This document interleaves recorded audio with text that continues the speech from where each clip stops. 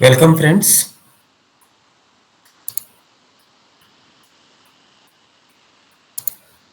I am Hemant Agarwal, host and coordinator of a webinar conducted by chshelpforum.com. This website is specifically relating to various issues that can be experienced in societies and will benefit all society members. Website has very simple language articles, various draft of applications, our earlier webinar videos, that is more than 110 videos, and more shall be added as and when time permits. This knowledge and experience sharing webinar is conducted in very simple, ordinary, non-technical and non-legal language and can be easily understood by all our friends.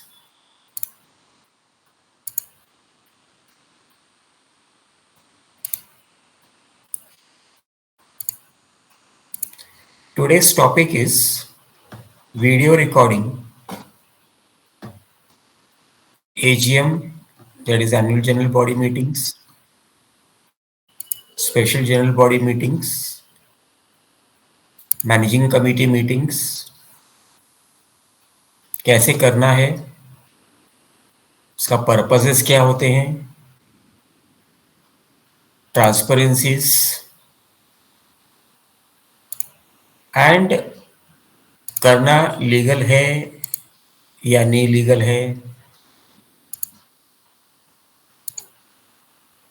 उसके बारे में आज हम चर्चा करेंगे। आप सभी जानते हैं कि सोसाइटी में जब भी मीटिंग्स होती है, एनुअल जनरल बॉडी मीटिंग्स, शोर होता है, लड़ाई झगड़े भी होते हैं, मारपीट भी हो जाती है, कुर्सी उठा के फेंकी जाती है, मिर्ची पाउडर फेंका जाता है।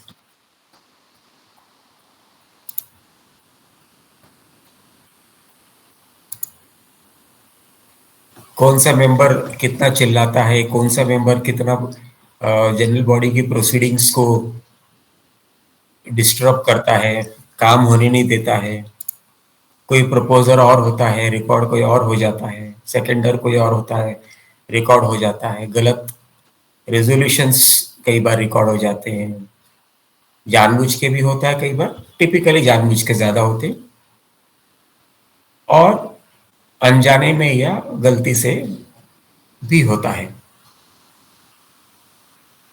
कई चीजों का खुलासा करेंगे कि उसको कैसे करना है, मतलब सीसीटीवी के द्वारा करना है या स्पेशली वीडियो कैमरास लगा के करना है, कारण क्या है, उस सब चीज का करने के लिए जनरल बॉडी का परमिशन लेना है क्या, सरकार की तरफ से डिपार्टमेंट का परमिशन लेना है क्या, उसका खर्चा पानी कौन देगा, उसके वीडियो रिकॉर्डिंग की कॉपीज वगैरह जो है अगर सोसाइटी करती है तो क्या मेंबर पूछ सकते हैं, उसका पैसा कौन देगा, और ये वीडियो रिकॉर्डिंग करना क्या कानून के तहत आता है या नहीं आता है।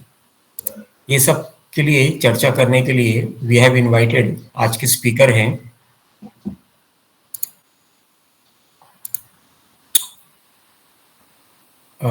मिस्टर मेहुल हरिया। मेहुल हरिया साहब is a professional accountant and has over 25 years experience as a professional accountant and has a deep interest and research in society matters.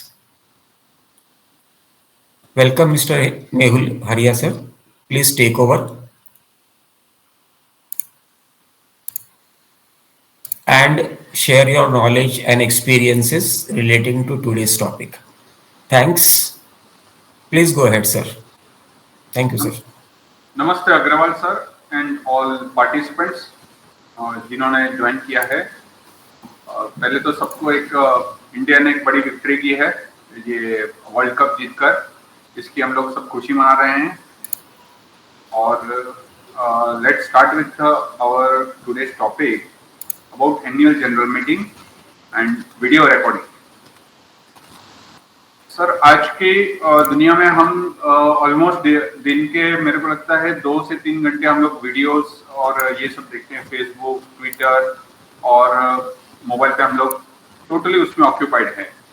तो वीडियो एक माध्यम हो चुका है कि जो भी कम्युनिकेशन है या फिर कोई लाइव चीज चल रही है उसको लोगों तक पहुंचाने का एक बहुत ही इजी और बहुत ही क्लियर मीडियम हो गया है, ताकि लोगों को पता चलता है क्या हो रहा है।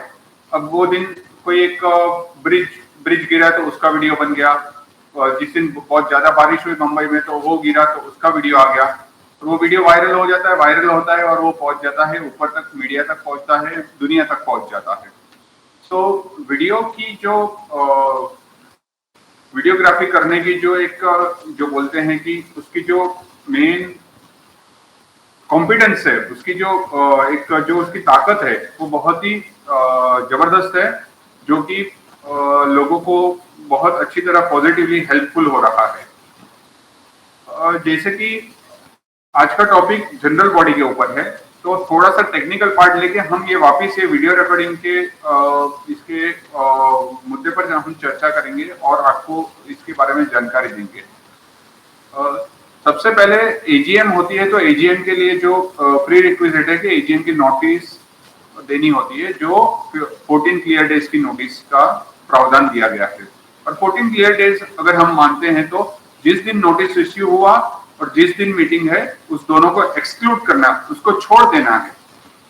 बीच में 14 क्लियर दिन होने चाहिए, 14 दिन होने चाहिए और 14 रात होनी चाहिए, I mean day and night. So complete 14 days तभी होते हैं। तो 14 क्लियर डेज नोटिस का ये प्रावधान दिया गया है। 14 क्लियर डेज की नोटिस आपको मिलनी चाहिए। अच्छा, नोटिस कैसे देंगे? नोटिस देने का एक माध्यम है हैंड डिलीवरी और दूसरा है ईमेल के थ्रू दे सकते हैं। उसके अलावा सो एडिशनली उसको नोटिस बोर्ड पे दिखाना बहुत जरूरी है। अब कई सारी सोसाइटी में देखा जाता है कि नोटिस टाइम पे नहीं दी जाती है, या फिर उसमें डेट पीछे की डाल के यानी कि 4-5 दिन पहले की डेट डाल के नोटिस इश्यू कर दिया और बोलेंगे कि 14 डेज का नोटिस भेजा था। So that is not allowed. Acknowledge members को जो एक्नॉलेज होना चाहिए, that has to be at least 14 clear days के पहले हो जाना चाहिए। ये और the reason behind 14 clear days का इसके लिए दिया गया है ताकि जो पढ़ने वाले हैं, एनुअल रिपोर्ट वगैरह जो भी आने वाला है, ऑडिटेड रिपोर्ट आने वाला है, जिसको पढ़ने का लोगों को समय मिलेगा, अपना शेड्यूल वो लोग उस हिसाब से फिक्स करेंगे। कहीं आना जाना है, कोई कहाँ ऑक्यूपाइड है, तो वो अपना वो टाइम उस तरह से फिक्स कर पाएगा। इसके लिए एडवांस नोटिस का प्रावधान किया गया था, जो कि कई सालों पहले बनाया गया है ये रूल, लेकिन आज भी वो उतना ही सक्षम है ये एजीएम के लिए। अब चलते हैं, नोटिस इश्यू हो गई है। अच्छा, नोटिस में कई सारे एजेंडाज होते हैं, हम आएंगे उसके ऊपर कि एजेंडा कैसे बनता है। नोटिस इश्यू हो जाने के बाद में मीटिंग के जनरली ये देखा गया है कि उसमें होता है कि 5 दिन पहले, मीटिंग के 5 दिन पहले तक आप अपनी क्वेरीज भेज सकते हैं। कुछ आपको कोई प्रश्न है या फिर क्वेरीज है, आपको जो फाइनेंशियल स्टेटमेंट्स आए हुए हैं उसमें अगर आपकी कोई क्वेरीज है, आपने देखा फलाना ये हेड में इतना एक्सपेंस हुआ है, इतना इनकम हुआ है, या फलाना एफडी के ऊपर इतना इंटरेस्ट हुआ, इतना टीडीएस हुआ है, तो ये सारी चीजों का जो आपको कोई क्वेरी है तो आप लिखकर आप सोसाइटी को दे सकते हैं। ये एजीएम जो है, ये रूल के हिसाब से 30 सितंबर तक में हमें कैसे भी करके उसको लेना है। अगर 30 सितंबर तक सोसाइटी नहीं ले पाती है तो बहुत ही सीरियस कॉन्सिक्वेंसेस बताए गए एमसीएस एक्ट 1960 में।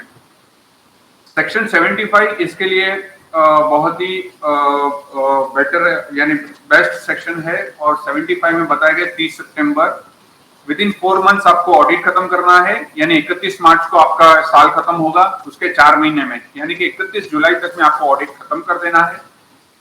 ऑडिटर का रिपोर्ट कभी भी 31 जुलाई के बाद का नहीं होना चाहिए।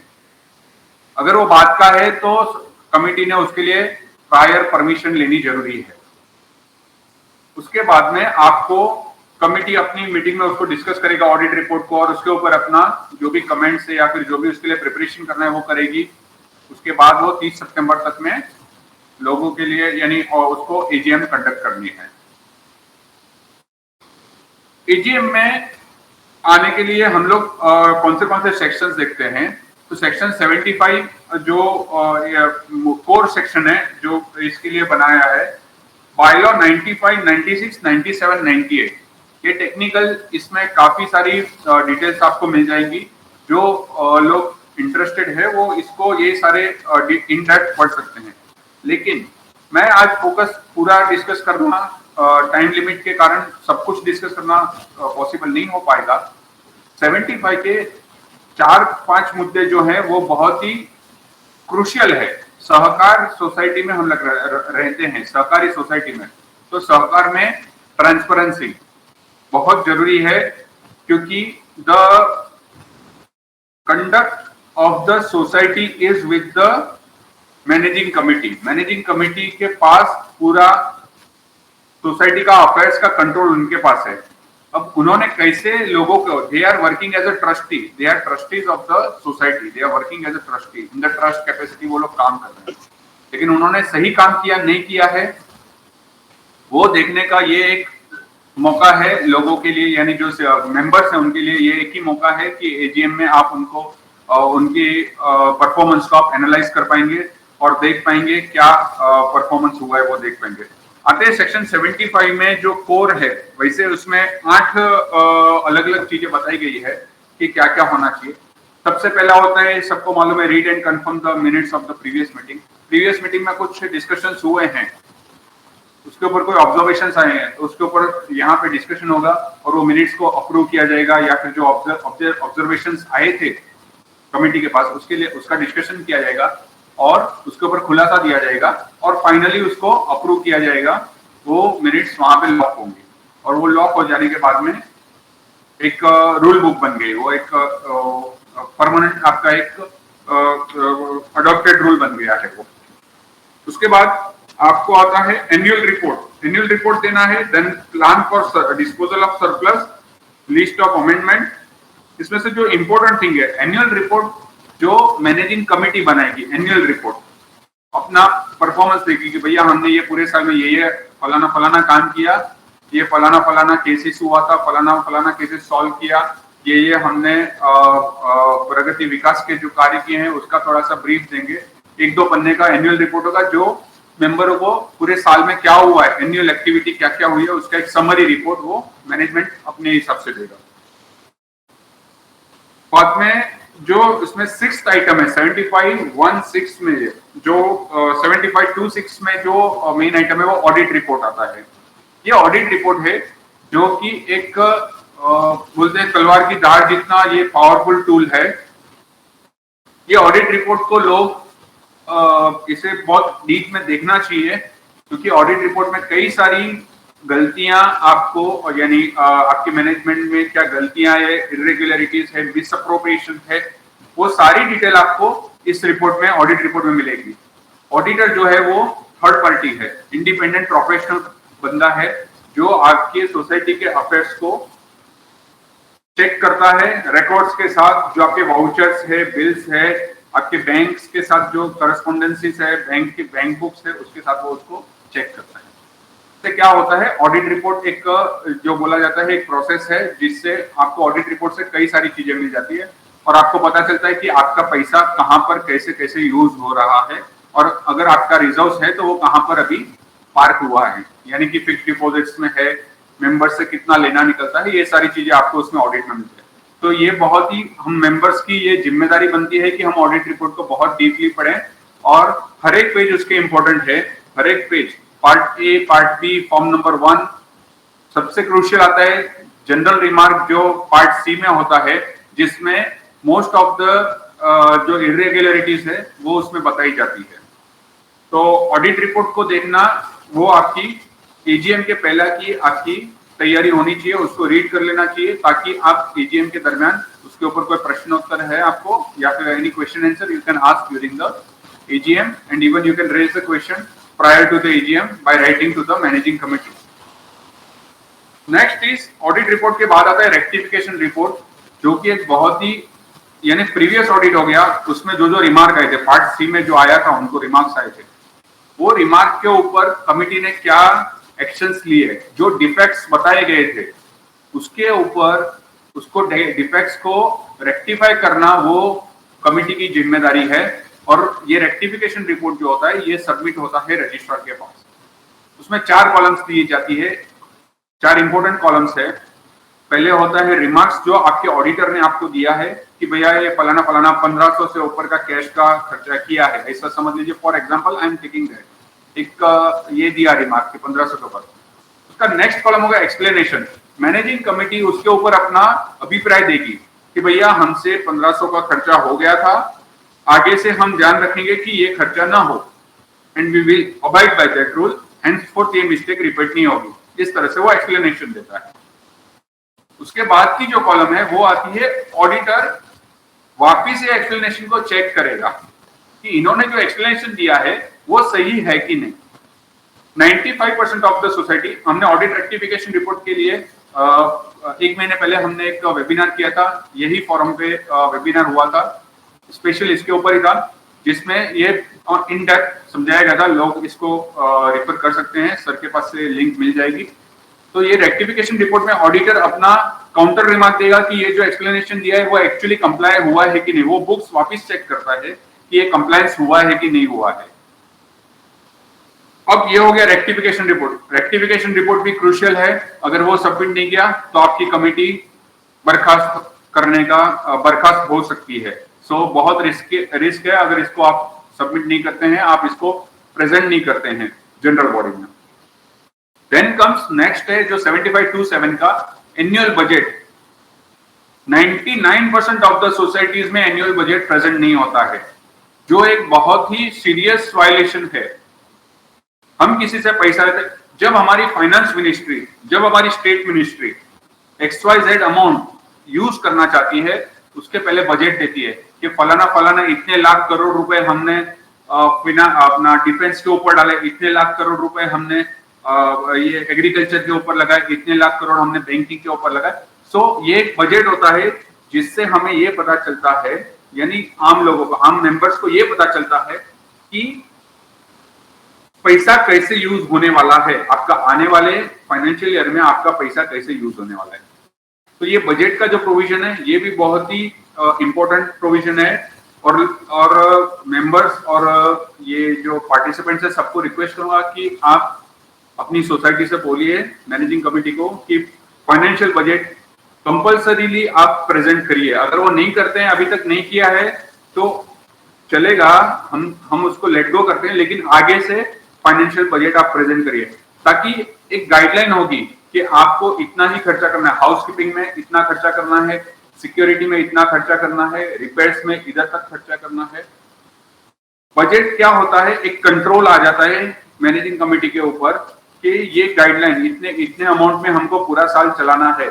हम हमारे घर का जो घर में ये जो अर्निंग मेंबर होता है वो भी घर में घर खर्ची के लिए जो पैसा देता है उसको बोल देता है भाई XYZ अमाउंट लीजिए और इतने में घर चलाइए। It is in the same way budget, हम मेंबर्स का जो पैसा है वो आप कैसे यूज करने वाले, मैनेजिंग कमेटी कैसे यूज करने वाली है, वो एक कमिटमेंट मैनेजिंग कमेटी से आता है कि हम ये बजट में ये इस तरह से हम पैसा यूज करने वाले हैं। तो बजट के लिए भी हमने ऐसे देखे हैं ऑर्डर्स, कई सारे ऑर्डर्स देखे हैं कि कमेटी डिस्क्वालीफाई हो रही है। ये बजट जो होता है इसके ऊपर से आपके मेंटेनेंस का कंपोनेंट भी फिक्स होता है। अगर बजट में आपके समझ लीजिए 10 लाख रुपए का आपका बजट है तो आप कलेक्शन 10 लाख रुपए का करेंगे। 5% या 10% मैक्सिमम यहाँ वहां हो सकता है, अप एंड हियर और देयर। 5% और 10%, मैक्सिमम 10% का वेरिएंस हम लोग रख सकते हैं कि भैया 10 लाख बोला है तो उसका 10% पकड़ेंगे तो 9 लाख या 11 लाख, बस इधर तक का ये खर्चे आपके टोटल 9 या 11 की रेंज में होने चाहिए। अगर आप इससे बियॉन्ड जाना चाहते हैं, यानी मैनेजिंग कमेटी अगर इससे बियॉन्ड जाना चाहती है तो they may have to come up with fresh approval in between the year. Special general बुला के उनको अप्रूवल लेना पड़ेगा। तो ये बजट जो है इसको हम लोग एक बोलेंगे कि एक गाइडलाइन हो गया, इसको बहुत सीरियसली लेना चाहिए और हमें डिमांड करना चाहिए हमारी मैनेजिंग कमेटी से ताकि हम नेक्स्ट ईयर जब भी हमारे पास नेक्स्ट ईयर के अकाउंट आएंगे तब हम उसको कंपैरिजन कर पाएंगे कि इन्होंने क्या बजट किया था और क्या एक्चुअल्स किए हैं, कहां पर वो ज्यादा खर्चे हो गए। अगर आपने 10 लाख का बजट दिया और 10 लाख का ही कलेक्शन कर रहे हैं तो सोसाइटी सही चलेगा। कई सारी सोसाइटियों में पता ही नहीं और ऐसे ही लमसम पैसा लेना चालू कर देते हैं, बोला 15 लाख रुपया ले लेते हैं, खर्चा है 10 लाख का, 5 लाख का नफा कर दिया, नफे के ऊपर बाद में इनकम टैक्स भरो, उसको कहाँ रखे, एक्स्ट्रा पैसा जमा करके रिजर्व क्रिएट करके रख देते हैं। तो इस तरह से बिलिंग करना वो भी एक गलत है। सो इस कंपोनेंट के लिए यानी जो हमको मंथली बिल आता है उसके लिए भी ये बजट बहुत ही क्रूशियल है। बजट बेस्ड ही मेंटेनेंस बिलिंग होना चाहिए। एवरी ईयर आपको बजट देखना जरूरी है। देन कम्स और कोई ऐसे रजिस्ट्रार के पास से कोई अभी coming to the next point, कोई रजिस्ट्रार से आपको कोई ऐसे ऑर्डर्स आए हैं कि जिसका कंप्लायंस करना है जिससे कि सोसाइटी के अफेयर्स में कुछ इम्पैक्ट आ सकता है, तो वो सारी चीजों का डिस्कशन एजीएम में होना जरूरी है। उसके बाद आता है such other business will be transacted as may laid down by bylaws of which due notice has been given. ये जो 10वां पॉइंट है 75(2) का 10वां पॉइंट है कि as per bylaws laid down as laid down in bylaws and of which the due notice has been given. तो अब जब bylaws देखने हैं तो आपको 95-96 जो बायलॉ है उसको देखना होगा। 95-96 में कई सारे अलग अलग चीज दी गई है कि आपको समझ लीजिए कोई कैपिटल एक्सपेंडिचर करना है तो उसके लिए आपको स्पेसिफिक नोटिस एजेंडा देकर उसका स्पेसिफिक अप्रूवल लेना होगा। ऐसा नहीं है कि आपने बजट में, बजट इज फॉर कैपिटल अपना रेवेन्यू एक्सपेंडिचर जो कहते हैं कि day to day regular expenditure से उसके लिए होगा। अगर आपको कोई बड़ी एक्सपेंडिचर करनी है, समझ लीजिए कि एसटीपी प्लांट लगाना है आपको, या फिर लिफ्ट बदली करनी है, या फिर आपको कोई समझ लीजिए कोई स्ट्रक्चर एडिशनल स्ट्रक्चर बनाना है, एमसीजीएम की परमिशंस लेनी है, टेरेस पे आपको शेड लगवाना है, ऐसे कई सारे मुद्दे होते हैं जिसमें कैपिटल एक्सपेंडिचर यानी कि बड़ा खर्चा 1 लाख से ज्यादा या फिर जो स्पेसिफाइड लिमिट है उससे ज्यादा का खर्चा होना पॉसिबल है, जो कि रूटीन खर्चे में नहीं आता है। हाउस कीपिंग सिक्योरिटी जैसा खर्चा नहीं है, जो अलग सा खर्चा है और उसमें खर्चा सोसाइटी का फंड यूज होने वाला है। तो उसके लिए आपको स्पेसिफिक एजेंडा नोटिस देना जरूरी है। विदाउट स्पेसिफिक एजेंडा नोटिस अगर आपने ये पैसे यूज किए हैं तो आप बड़ी दुविधा में फंसने वाले हैं। 83 और सेक्शन 88 की ऐसी प्रावधान है, इंक्वायरी की प्रावधान है, जिसमें कई सारी सोसाइटी के मैनेजिंग कमिटीज को अपनी जेब से पैसे भरने पड़े अगर आपने ये funds without specific agenda notice के अप्रूवल के, जनरल बॉडी के अप्रूवल के बिना आपने अगर यूज कर दिए हैं तो इसके बहुत ही सीरियस कॉन्सिक्वेंसेस आए हैं मैनेजिंग कमेटी पे। तो ये एक चीज है 95-96 का। अगर चाहें तो थोड़े से मैं बता सकता हूँ, जिसमें एक सबसे क्रूशियल आता है, एक जस्ट ब्रीफ इट। बायलॉ 95 में है, फर्स्ट होता है मिनट्स रीड करना है, एनुअल रिपोर्ट रीड करना है, ऑडिट रिपोर्ट रीड करना है, एनुअल रेक्टिफिकेशन आ गया, एनुअल बजट आ गया, और में टू अपॉइंट ऑडिटर ये एक आता है। इसमें कमेटी का एनुअल रिटर्न देखना है, 75(2) में जो दिया हुआ है वो रिटर्न्स देखने हैं, इसमें पुटअप करने हैं। To consider any other matter specifically requiring decisions, concurrence और sanction of general body meeting by virtue of provisions of act, bylaws और द सोसाइटी। तो 95H जो है ये आपको एम्पावर करता है मेंबर्स को कि कोई भी बड़ा पैसा खर्चा कर रहे हैं, यानी सोसाइटी के 2 लाख, 5 लाख, 10 लाख रुपए कहाँ पे यूज करने वाले हैं, तो उसकी प्रायर नोटिस आपको मिलना जरूरी है।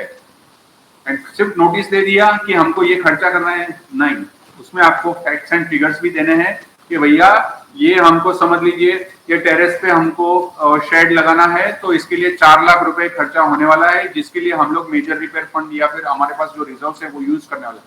तो सोर्स और ये सब थोड़ा सा ब्रीफ होना चाहिए उसका, ताकि लोग समझ पाए कि पैसा कहाँ से यूज करने वाले हैं। ये आपकी नोटिस में प्रॉपरली डिफाइन किया जाना चाहिए।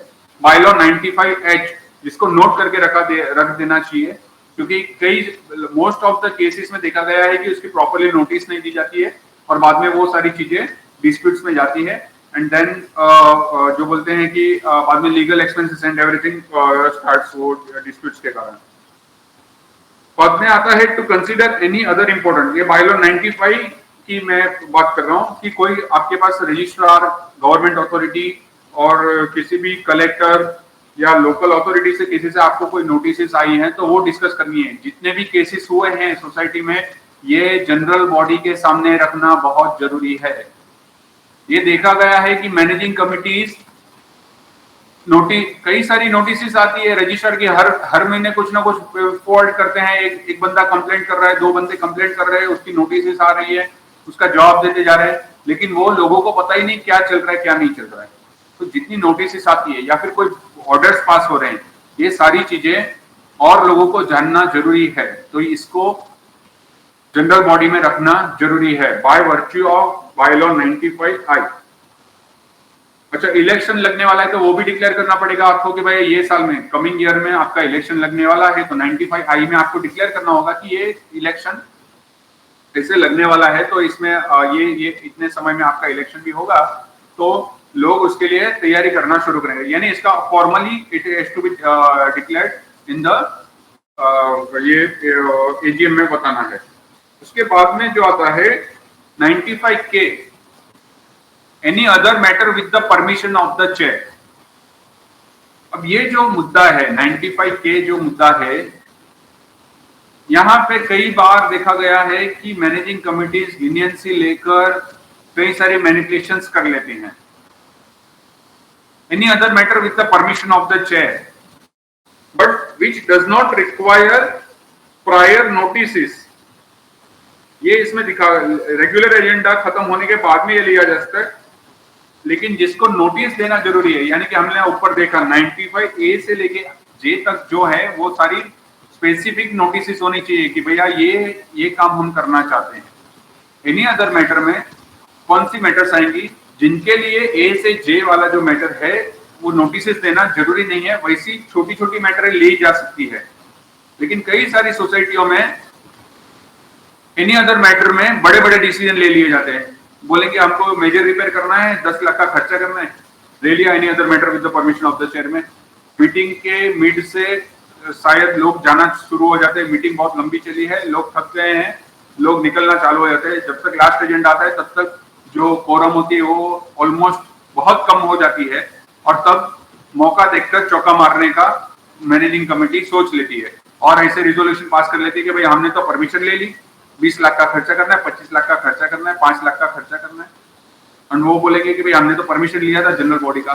तो नहीं, जनरल बॉडी में any other matter with the permission of chair में कोई फाइनेंशियल डिसीजन लेना अलाउड नहीं है।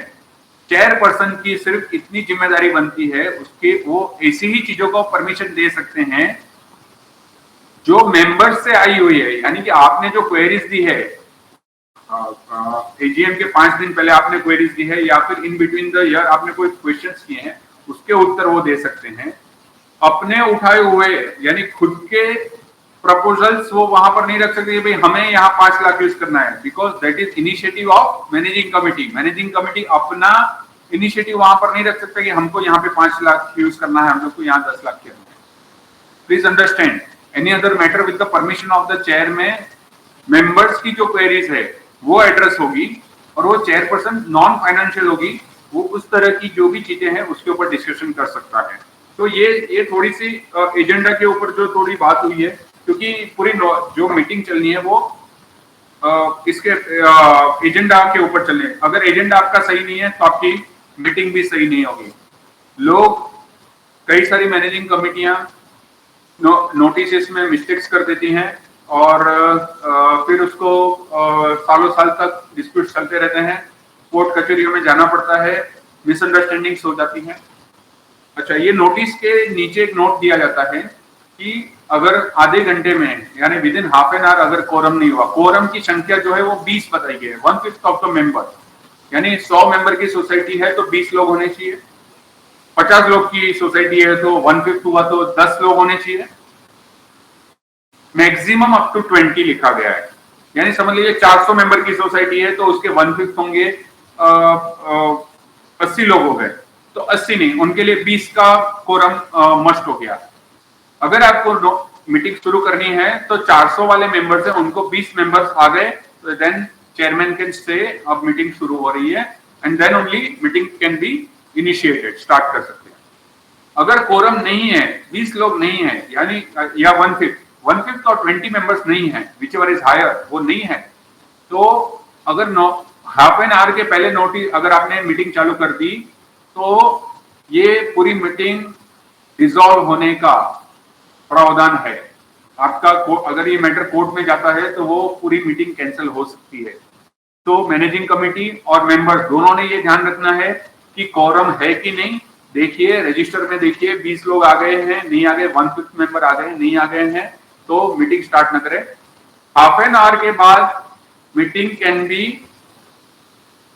कंटिन्यूड, यानी शुरू हो सकती है without the quorum half an hour के बाद। लेकिन उसके लिए आपको जो जब भी नोटिस देते तभी नीचे लिखना है कि if the quorum is not present within half an hour the meeting will be conducted at the same time at same place. यानी लोग जहां बैठे वहां बैठे रहेंगे आधे घंटे तक, बाद में मीटिंग शुरू हो जाएगा। That has to be the, ये कंडक्ट हो गया इसका। जैसे शुरू होगा इसमें चेयरपर्सन अपॉइंट किया जाएगा। Chairperson need not be the chairman of the society, he can be any person whom the general body feels कि ये अच्छी तरह से कंडक्ट कर सकते हैं, सोसाइटी के लोगों के साथ उनका रेपो अच्छा है, न्यूट्रल पर्सन है, तो ऐसे लोगों को चेयरपर्सन बनाकर मीटिंग शुरू करनी चाहिए। We will not get into the technicality कैसे मीटिंग करनी है। कमिंग टू द आज का जो मेन टॉपिक था कि वीडियो रिकॉर्डिंग करना मीटिंग्स का, तो ये थोड़ा सा मैंने आपको ये समझा दिया कि मीटिंग्स कैसे कॉल अप करनी है, हम लोग को एज अ मेंबर हमको क्या ध्यान रखना है, और मैंने as if we are a managing committee member हमको क्या ध्यान रखना है, कैसे नोटिस इश्यू करने चाहिए। Now coming to the videography, जैसे मैंने बताया कि वीडियोग्राफी आज हम भी जो माध्यम से जुड़े हुए हैं, वीडियोग्राफी से जुड़े हुए हैं, कोई मलाड में बैठा है, मैं मुलुंड में बैठा हुआ हूँ, कोई और कहीं पे बैठा हुआ है, सब अलग अलग जगह पर बैठे हुए लोग, फिर भी हम वीडियो के माध्यम से हम लोग एक दूसरे से जुड़े हुए हैं। तो ये वीडियोग्राफी है। ये राम गोपाल देवरा कमिश्नर थे और उन्होंने 15/3/2010 का सर्कुलर एक निकाला था, जिसमें उन्होंने बताया था कि ये videography of the managing committee, अपना जनरल मीटिंग्स का वीडियोग्राफी करना अनिवार्य है, कंपल्सरी था। ऑल्दो इतना अच्छा प्रावधान होने के बावजूद सरकारी या फिर लोगों की बेदरकारी के कारण इसको ज्यादा फॉलो नहीं किया गया था, जिसके ऊपर हमारे ही ये यानी ग्रुप के थोड़े लोगों ने मेहनत करके उसके क्लैरिफिकेशंस मांगे, जिसमें बताया गया था बाद में कि ये कंपलसरी है और it is very much applicable और it is in force, it is compulsory to record the videography, audio video record the proceedings of the general meetings. अब उसमें कोई फॉर्मेट नहीं बताया कि आपको कैसे करना है। आप वीडियोग्राफर को बुला सकते हैं, 4 कैमरास आपके आए हुए लोगों के 4 मोबाइल रख दिए और कैमरा शुरू कर दिए, उसको भी रख सकते हैं। लेकिन आपको इस तरह से बना के रखना है कि ये आपका परमानेंट रिकॉर्ड बन जाए। जैसे आप मिनट्स रखते हैं, मिनट्स रजिस्टर रखते हैं, वैसे ही आपकी रिकॉर्ड में रहना चाहिए। सॉफ्ट कॉपी बनेगी, गूगल ड्राइव पे डाल दीजिए, कहीं ड्राइव पे डाल दीजिए, पेन ड्राइव में रख दीजिए। Excuse me. लेकिन ये वीडियोग्राफी करना उसमें जरूरी बताया गया था। ये था 15/3/2010 का सर्कुलर। बहुत ही उसमें 15/3/2010 का जो सर्कुलर था उसको रिसेंटली आई से 15/3/2010 का सर्कुलर जो था उसको बनाने का कारण क्या था, उसका जो मेन रीजन जो दिया गया था वो मैं आपको सिर्फ पढ़ के दिखाता हूं कि राज्यातील सहकारी गृहनिर्माण संस्थेमधील कार्यकारी किंवा समिती विरुद्ध प्रशासकाविरुद्ध संस्थेतील सदस्यांनी केलेली तक्रार बाबत, यानी कि वो समय पे 15/3/2010 के पहले इतनी सारी कंप्लेंट्स आ रही थी सहकार विभाग के पास कि भाई ये जनरल मीटिंग्स में ऐसा हो गया, क्या डिस्कशन हुआ, कुछ डिस्कशन हुआ, लिखा कुछ गया, मिनट्स में कुछ लिखा गया, कोई डिस्कशन हुआ ही नहीं, लेकिन उसका बोल दिया गया कि रिजोल्यूशन पास हो गया। तो that kind of manipulations were happening. और बाद में वो चीजें क्या हो रही थी कि वो डिस्प्यूट्स बढ़ते जा रहे थे और वो सारा बर्डन आ रहा था, कोर्ट्स पे आ रहा था, रजिस्ट्रार्स के ऊपर आ रहा था। तो इसके लिए राम गोपाल देवरा जी उन्होंने ये सर्कुलर बनाया था, जिसमें उन्होंने ये 15/3/2010 के सर्कुलर में 12 नंबर का जो पॉइंट था उसमें बहुत ही क्लियरली लिखा था कि ये जो हाउसिंग सोसाइटीज है इनको विदाउट कोरम क्या लिखा था, गणपूर्ती नसतानाही सभा घेतल्याबाबत हितवृत्ती चुकीचे लिहिले जात असल्याबाबत या अशा अनेक प्रकारची तक्रारी मोठ्या प्रमाणावर प्राप्त होत आहेत। यानी इन्होंने प्रैक्टिकल रीजन भी दिया था कि बहुत सारी कंप्लेंट्स आ रही थी, कोरम नहीं है फिर भी मीटिंग ले ली, मिनट्स में गड़बड़ की जा रही है, रेजोल्यूशन पास नहीं हुए हैं लेकिन फिर भी उसको लिखा जा रहा है, तो कोई आपके पास उसको वेरीफाई करने का आपके पास कोई माध्यम नहीं था। तो ये 15/3/2010 में ये आज से 14 साल पहले की इनकी विजडम थी कि इन्होंने ये सर्कुलर लाया था।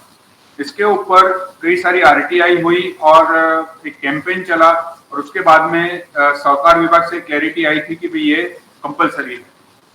20 अप्रैल 2023 को इसके ऊपर क्लियर इंस्ट्रक्शन आ गया कि ये कंपलसरी है। 22 मार्च 2021 का एक जजमेंट है संजय सिन्हाल वर्सेस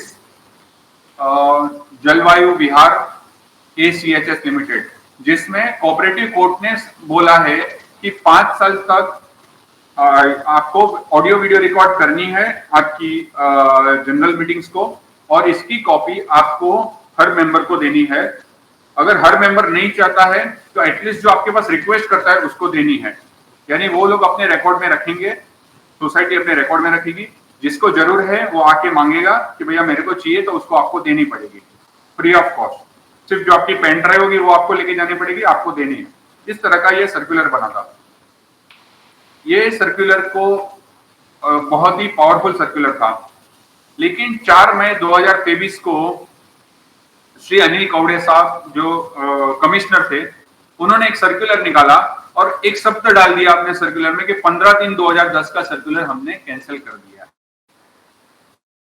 ये था डायरेक्ट, हम कह सकते हैं कि डायरेक्टली हमारे सिटीजन के राइट्स को यहाँ पे खत्म कर दिया गया। ऐसा लिख दिया कि 15/3/2010 का circular is cancelled with no reason, no explanation given कि ये क्यों हम कैंसिल कर रहे हैं। वीडियो रिकॉर्डिंग या जो भी उसमें कई सारे 12-13 मुद्दे थे, हर एक को कैंसिल कर दिया गया और बताया गया कि सेक्शन 154 जो नया सेक्शन आया है इसके लिए हम इसको डिलीट कर रहे हैं, बस इतना ही था। लेकिन 154 ने, सेक्शन 154 में कहीं पे भी ये वीडियो रिकॉर्डिंग जैसा या उससे बेहतर कोई भी प्रोविजन नहीं कवर किया, फिर भी इसको डिलीट कर दिया गया। तो लोगों का अब कंफ्यूजन हो गया कि भाई आप एजीएम की वीडियो रिकॉर्डिंग करना कंपलसरी है या नहीं है। तो आई से कंपलसरी था, आज की तारीख में कंपलसरी नहीं है, लेकिन लेकिन लेकिन अच्छी ट्रांसपेरेंसी रखने के लिए वीडियो रिकॉर्डिंग बहुत जरूरी है। क्या प्रोसीडिंग्स हुई है ये रिकॉर्ड पे रखना बहुत जरूरी है, क्योंकि मिनट्स जो है, मिनट्स जो प्रिपेयर होते हैं वो मिनट्स लिखने वाले की मानसिक स्थिति एवं उसके पर्सनल बेनिफिट, वो खुद कौन सी पोजीशन में है वो हिसाब से वो अपनी मिनट्स लिखेगा। आज हम जो डिस्कशन कर रहे हैं इसका हम 10 मिनट पहले क्या डिस्कशन किया वो किसी से पूछेंगे क्या लिखना है। हर एक ये 51 पार्टिसिपेंट्स अभी ग्रुप पर है, ये वेबिनार देख रहे हैं। मैं बोलता हूँ 51 के 51 लोग जो यही जो हमने 10 मिनट पहले कोई बात की होगी उसके ऊपर लिखना बोलेंगे, हर कोई अपने हिसाब से अलग अलग सेंटेंस लिखेगा। तो इट डिपेंड्स ऑन द जो लिखने वाला है उसके मेंटल स्टेट, यानी वो किस परिस्थिति में, मानसिक स्थिति में लिख रहा है, उसका समझने का नजरिया क्या है, यानी इंटरप्रिटेशन, उसका जो इंटरप्रिटेशन करने का जो उसका अंडरस्टैंडिंग है, वो सब देखकर उसके हिसाब से वो लिखने वाला है। तो उसमें एक पर्सनल बियास जो बोलते हैं कि एक जो ह्यूमन एरर होने की उसमें गुंजाइश है, और वो एक बार मिनट्स में लिख दिया गया, उसके बाद उसमें चेंज करना बहुत ही डिफिकल्ट टास्क है। देखा गया है मैनेजिंग कमिटीज अपनी फेवर में जिस तरह से लिखना है, चीज को लिखना है, कोई डिस्कशन हुआ है उसमें जो अपनी फेवर का है वैसा लिख के लोगों को भेज देते हैं। बाद में उसको ऑब्जेक्शंस लेते रहिए, मेंबर उसके ऊपर ऑब्जेक्शन लेते रहेगा कि भाई ऐसा नहीं, ऐसे डिस्कशन हुआ था, and then they will have to go in the disputes, और यू से कि उसके ऊपर रजिस्ट्रार के पास जाओ, कोऑपरेटिव कोर्ट में जाओ, और उसके ऊपर डिस्प्यूट्स शुरू हो जाते हैं। तो इसके लिए ये एडवाइजेबल है कि हर एक मीटिंग्स को ऑडियो वीडियो रिकॉर्ड करने का जनरल बॉडी रिजोल्यूशन ही पास कर लेवे कि आज के बाद जितनी भी मीटिंग्स होगी उसके ऑडियो वीडियो रिकॉर्डिंग करना कंपलसरी होगा। जनरल मीटिंग्स की बोल रहा हूँ, मैनेजिंग कमेटी की नहीं, क्योंकि मैनेजिंग कमेटी में कई सारी चीजें होती है जो पब्लिकली डिस्कशन के लिए नहीं रखी जा सकती है, कोई कॉन्फिडेंशियल थिंग्स है, तो वो लोग may be they may not like it. तो जनरल बॉडी का हम लोग ऐसा रेजोल्यूशन पास कर देंगे कि हर जनरल बॉडी का वीडियो रिकॉर्डिंग करना कंपलसरी है। तो ये आपकी एक रूल बुक बन गया। आप इसको बायलॉ में भी अमेंड करवा सकते हैं कि हर एक जनरल बॉडी का ऑडियो वीडियो रिकॉर्डिंग करना है। आप मूल्य भी नक्की कर सकते हैं, यानी प्राइस भी नक्की कर सकते हैं कि अगर किसी को उसकी कॉपी चाहिए तो 100 रुपया 200 रुपया देकर वो अपनी कॉपी भी ले सकता है। वो भी आप इसमें अपने बायलॉज में अमेंड करवा सकते हैं। अदरवाइज फ्री ऑफ कॉस्ट भी रख सकते हैं। It is about the transparency, क्या डिस्कशन हुआ है। वीडियोग्राफी के जो सबसे बड़े एडवांटेजेस ये हैं कि जिन लोगों ने मीटिंग अटेंड नहीं करी है उनको भी ये पता चल पाएगा कि क्या डिस्कशन हुआ था। वो वीडियो प्ले करेंगे, 2 घंटा बैठेंगे, देख लेंगे, उनको पता चल जाएगी कि भाई क्या कैसे डिस्कशन हुआ था। जो लोग फॉरेन में बैठे, जो लोग अटेंड नहीं कर सकते, मीटिंग्स अटेंड नहीं कर सकते, उनके पास ये सॉफ्ट कॉपी आ गई तो आप सोने पे सुहागा है उनके लिए। ये उनको इजीली अवेलेबल हो गया कि सोसाइटी अफेयर्स में क्या चल रहा है। 15/3/2021 को कमिंग टू नहीं 24 अप्रैल 2020 को कोविड के समय में यही अपने कमिश्नर साहब थे अनिल कौड़े साहब ने एक सर्कुलर निकाला था जिसमें उन्होंने वीडियो पे मीटिंग लेने का परमिशन दिया था। Although it was during the Covid time, लेकिन उन्होंने खुद ने उसमें लिखा हुआ है कि इसके फायदे कितने हैं।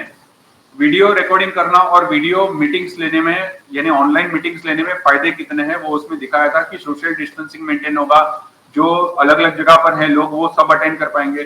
सो he was very much understanding कि इसका इंपॉर्टेंस क्या है। लेकिन we don't know the reason. मई 2023 में उन्होंने ये वीडियो रिकॉर्डिंग वाला प्रोविजन था उसको डिलीट कर दिया था।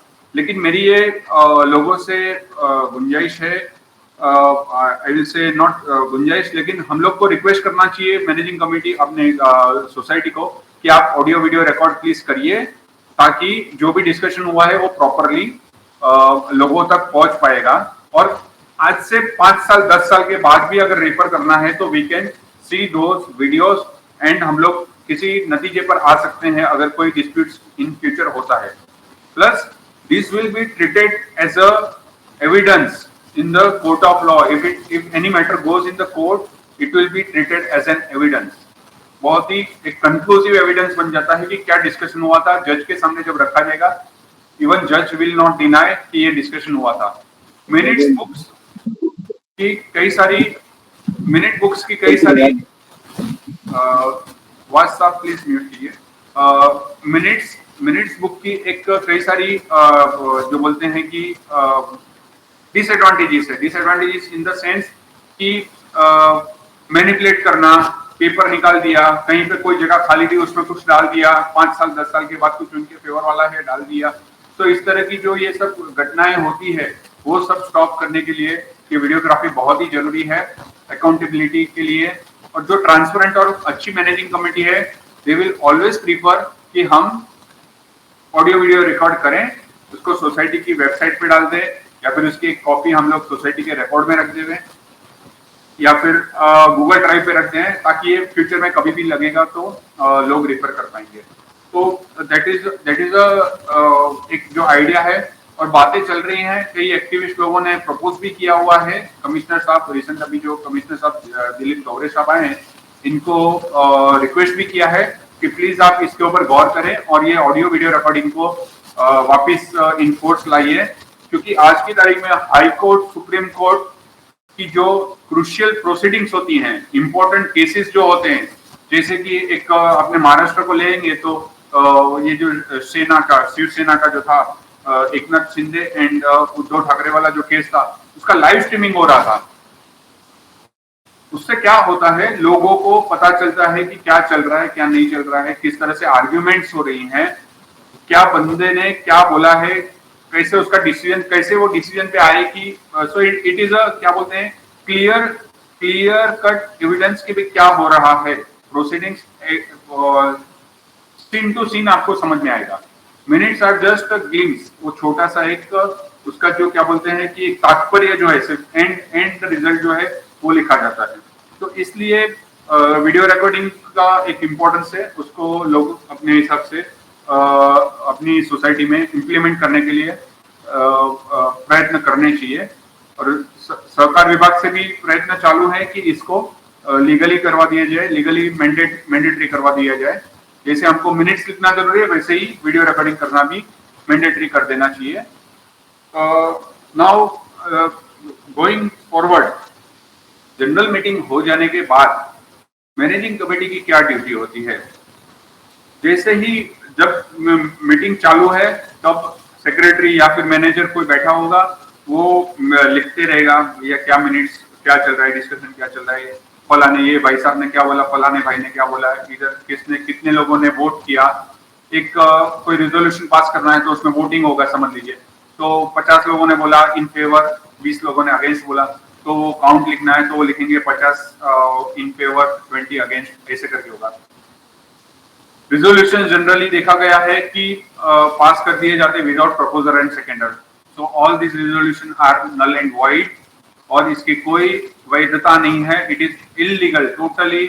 और इसको आप court will set aside your that resolution if there is no proposer और सेकेंडर। सो ऑलवेज प्रीफर करिए कि एक प्रपोजर एक सेकेंडर हर एक रिजोल्यूशन को होना चाहिए। इस तरह से प्रॉपरली अगर हम लोग एक्टिवली अगर हम एजीएम की ऑडियंस हैं, तो ऑडियंस यानी कि अगर हम ऑफ द डायस अगर हम लोग हैं तो हम लोग ने उसमें डिमांड करना चाहिए कि प्रॉपरली प्रपोजर सेकेंडर्स ने उसमें अपना नाम देना चाहिए, प्रॉपर क्वांटिफाई होना चाहिए कितने फेवर में है कितने अगेंस्ट में है। अगर किसी का ऑब्जेक्शन है तो उसके ऊपर 1-2 लाइन आनी चाहिए कि भैया ये फलाने ये बंदे का ये ऑब्जेक्शन था, लेकिन ड्यू टू मेजोरिटी ये रिजोल्यूशन पास हुआ है। रिजोल्यूशन की वर्डिंग्स जो है वो आपके एजेंडा के साथ मैच होनी चाहिए। आपने डाला था टेरेस का वो शेड लगाना, वो आपका एजेंडा था, और आपने डाल दिया टेरेस वाटर प्रूफिंग करने का, तो दैट इज नॉट अलाउड। जो एजेंडा है उसके रिलेवेंट रिजोल्यूशन प्रॉपरली वर्डिंग में होना चाहिए। आपने एक एजेंडा डाला है और रिजोल्यूशन और कुछ पास कर रहे हैं तो दैट में पुट यू इन ट्रबल। तो ये भी आप ध्यान रखना है। ऑब्जर्वेशन बाद में आता है, 108 बायलॉ 108 आता है, अगर आपकी एजीएम खत्म हो गई है उसके बाद ये जो मिनट्स लिखने का काम जनरल आपने कमेटी पे आएगा, सेक्रेटरी उसको ड्राफ्ट करेगा, उसने ड्यूरिंग द मीटिंग उसने सब कच्चा लिख लिया अपनी बुक में कि भाई ऐसे ऐसे ये डिस्कशन हुआ है। Then what they will do, वो फाइनल करके ड्राफ्ट मिनट बनाएंगे और ड्राफ्ट मिनट मेंबर्स के पास भेजी जाएगी कि आप चेक कर लीजिए कि ये जो डिस्कशन हुआ था वो सही है या नहीं है। तो ये समय पे ड्राफ्ट मिनट के बाद हम मेंबर्स की ड्यूटी बनती है कि अगर हमारे पास वीडियो रिकॉर्डिंग होगी जो हमने आगे बताया, तो हम उसके साथ भी क्रॉस वेरीफाई कर सकते हैं कि ये प्रॉपर्ली ड्राफ्ट हुआ है कि नहीं हुआ है। And then what we will do, अगर हमारी कोई ऑब्जेक्शन या ऑब्जर्वेशन है तो हम लिखेंगे मैनेजिंग कमेटी को। With in 15 days of circulation of draft minute हम मैनेजिंग कमेटी को लिखेंगे कि ये रिजोल्यूशन हमने ऐसे पास किया था लेकिन आपने लिखा ऐसे है, तो इसमें करेक्शन होना जरूरी है। मैनेजिंग कमेटी उसको अपनी कमेटी मीटिंग में डिस्कस करेगी, अगर उनको मुनासिब लगा नॉमिनल चेंज है तो दे विल टेक इट और they will reject it, but they have to take it in the committee meeting, that is essential. Observation अगर किसी का आया ड्राफ्ट मिनट पे तो उसको डिस्कस करना सेक्रेटरी की जिम्मेदारी है, उनको ये एजेंडा बनाकर मैनेजिंग कमेटी में उसको डिस्कस करना है। उसका अप्रूवल जो सैंक्शन होना है, वो कंफर्मेशन तो आपका नेक्स्ट जनरल मीटिंग में हो, नेक्स्ट एजीएम में होना है। वो मीटिंग का फाइनल कंफर्मेशन जो है वो नेक्स्ट एजीएम में होना है। लेकिन ऑब्जर्वेशन जब मेंबर देता है, कोई मेंबर दे रहा है ऑब्जर्वेशन, तो उसको रिकॉर्ड करना और उसके ऊपर डिस्कशन करना ये सेक्रेटरी की जिम्मेदारी है। मैनेजिंग कमेटी की यानी सेक्रेटरीज ऐसे होते हैं कि वो ऑब्जर्वेशन को रिप्लाई ही नहीं करते हैं, ना वो मैनेजिंग कमेटी को इन्फॉर्म करते हैं, और वो उसको सिर्फ एक पेपर बना के उसको फाइल में रख दिया है। बेचारा वो बंदा जिसने ऑब्जेक्शन लिया उसको लगता है मैंने ऑब्जेक्शन लिया और ये लोग कंसीडर कर रहे हैं, उसको पता ही नहीं कि भाई आपका ऑब्जेक्शन डिस्कशन ही नहीं हुआ है। तो ये थोड़े से मुद्दे हैं जो हम as a member of the society हम लोग को ध्यान रखनी चाहिए। इसके बाद में आता है आपका ये पूरा जनरल बॉडी का ये जो इसके रिटर्न्स फाइल हुए हैं कि नहीं, 79 में इनको एनुअल रिपोर्ट रजिस्ट्रार के ऑफिस में सबमिट करने कंपलसरी है। 79 में छह डिफरेंट रिटर्न है, जिसमें आपका रेक्टिफिकेशन रिपोर्ट आ गया, आपका एनुअल रिपोर्ट आ गया, आपकी ऑडिटेड बैलेंस शीट आ गई, ऑडिटर की अपॉइंटमेंट आ गई। ये सारी चीजें आपको कम्युनिकेट करनी है। टेक्निकल पॉइंट्स आप देख सकते हैं, 79 को रीड करके आपको इजीली समझ में आ जाएगा, जो आपको रजिस्ट्रार के पास सबमिट करनी है। अगेन वायलेशन ऑफ, या जस्ट 2 मिनट्स। मेहुल सर, या एक 2 मिनट में कंक्लूड करिए। There are participating meeting with their questions. Okay sir, okay, we will run out of time otherwise. Thank you sir. या 2 मिनट्स सर। तो ये जो सॉरी तो ये जनरल मीटिंग के जो भी क्वेरीज है, ये सारी क्वेरीज को हम इस तरह से कंक्लूड करते हैं कि डिस्कशन हो गया पूरा, हम लोग ने मिनट्स में ले लिया है, तो कहीं ना कहीं हमारी आवाज जो है वो मैनेजिंग कमेटी तक पहुंचती है। 79 का कंप्लायंस नहीं किया है तो आप फिर से, वो भी एक बड़ा वायलेशन हो जा रहा है, और कमेटी उसके लिए भी तकलीफ में आने की पूरी गुंजाइश है। कमेटी इसको डिस्क्वालीफाई होते हुए हमने देखा हुआ है 79 के वायलेशन के लिए भी। तो ये मेरी ओर से था कि हम लोग जब भी जनरल मीटिंग में अटेंड करते हैं एज एन ऑडियंस, या फिर हम कंडक्ट कर रहे हैं मीटिंग्स, तो हमें क्या प्रिकॉशंस लेना चाहिए। जितनी ट्रांसपेरेंसी रखेंगे, जितनी क्लियर हम अच्छी तरह से हमारे रिप्रेजेंटेशंस रखेंगे जनरल मीटिंग में, उतनी संस्था को फायदा ज्यादा होगा। कोऑपरेटिव सोसाइटी ये एक सहकार से चलने वाली संस्था है। जितना डिस्कशन ओपनली ट्रांसपेरेंट वे में होगा, उतना उसका फ्यूचर और स्ट्रांग होगा। यही मेरे कंक्लूजन के साथ मैं मेरा जो स्पीच है उसको मैं अल्प विराम दे रहा हूँ। हेमंत सर, हम क्वेश्चन आंसर ले सकते हैं। Thank you, over to you. Thank you Mehul sir. We will just take a 2 minute sponsors break. Friends, request है आप बने रहिए। Will come back in 2 minutes. Thank you.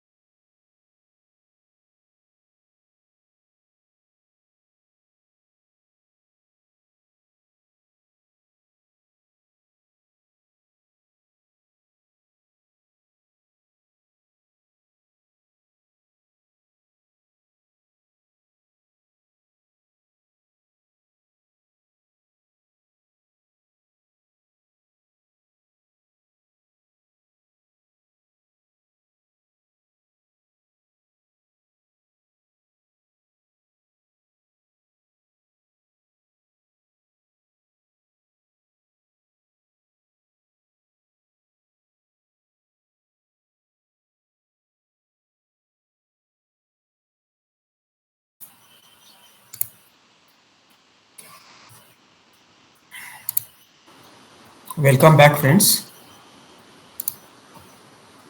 Now we will take up questions by our friends here. Questions only relating to today's topic, यानी कि video recording of AGM, annual general body meeting, special general body meeting, managing committee meetings कैसे करना है, क्या purposes होने वाले हैं, किस तरह की ट्रांसपेरेंसी मिलेगी और उसका कानूनी बंदिश वगैरह क्या क्या है। फ्रेंड्स, जिन किसी को भी क्वेश्चन पूछना है, अपने स्क्रीन में आपका एक हैंड सिंबल है ऐसा वाला, उसको क्लिक करिएगा। We will take up your question in sequence. We are taking up only one short question per person.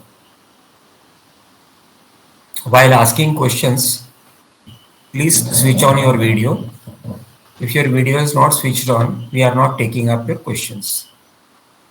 This webinar does not provide any type of consultation or advice to your personal problems.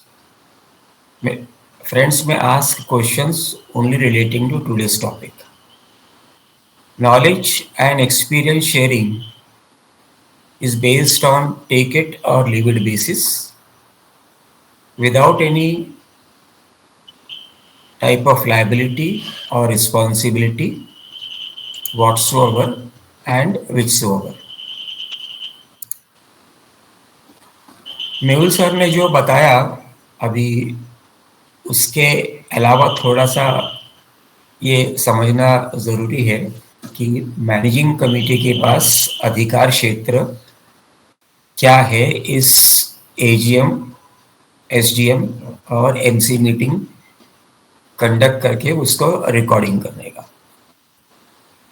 थोड़े में समझते हैं तो managing committee का अधिकार क्षेत्र मतलब administrative,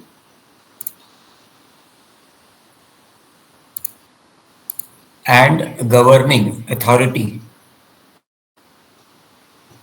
it is solely सिर्फ और सिर्फ मैनेजिंग कमेटी के पास है। अंडर सेक्शन 73(1),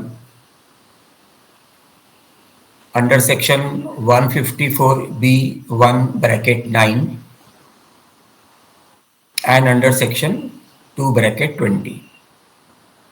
इसका मतलब ये निकलता है कि सोसाइटी का एडमिनिस्ट्रेटिव फंक्शन और गवर्नेंस, कैसे गवर्न करना है सोसाइटी को, कचरे का डब्बा कहाँ पे रखना है, कितने स्वीपर रखने हैं,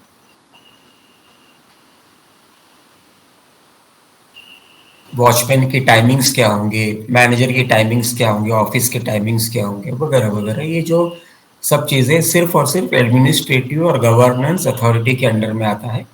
और दिस कैन बी एक्सरसाइज्ड, इसको यूज करने का पावर सिर्फ और सिर्फ मैनेजिंग कमेटी को है, जनरल बॉडी को नहीं है। इसका मतलब ये हुआ इस सेक्शंस के वजह से 73(1), 154(b)(9), 220, ये मैनेजिंग कमेटी को पावर दिया हुआ है, जनरल बॉडी को पावर नहीं दिया है, साधारण मेंबर को पावर नहीं दिया हुआ है। इसका मतलब ये हो सकता है कि जनरल बॉडी यानी कि सोसाइटी मेंबर ये नहीं बोल सकता है कि इसको रिकॉर्ड करो या इतने सिक्योरिटी रखो या ये ऑफिस का टाइमिंग होना चाहिए। ये सब बोलने का अधिकार जनरल बॉडी सोसाइटी मेंबर को नहीं है, which means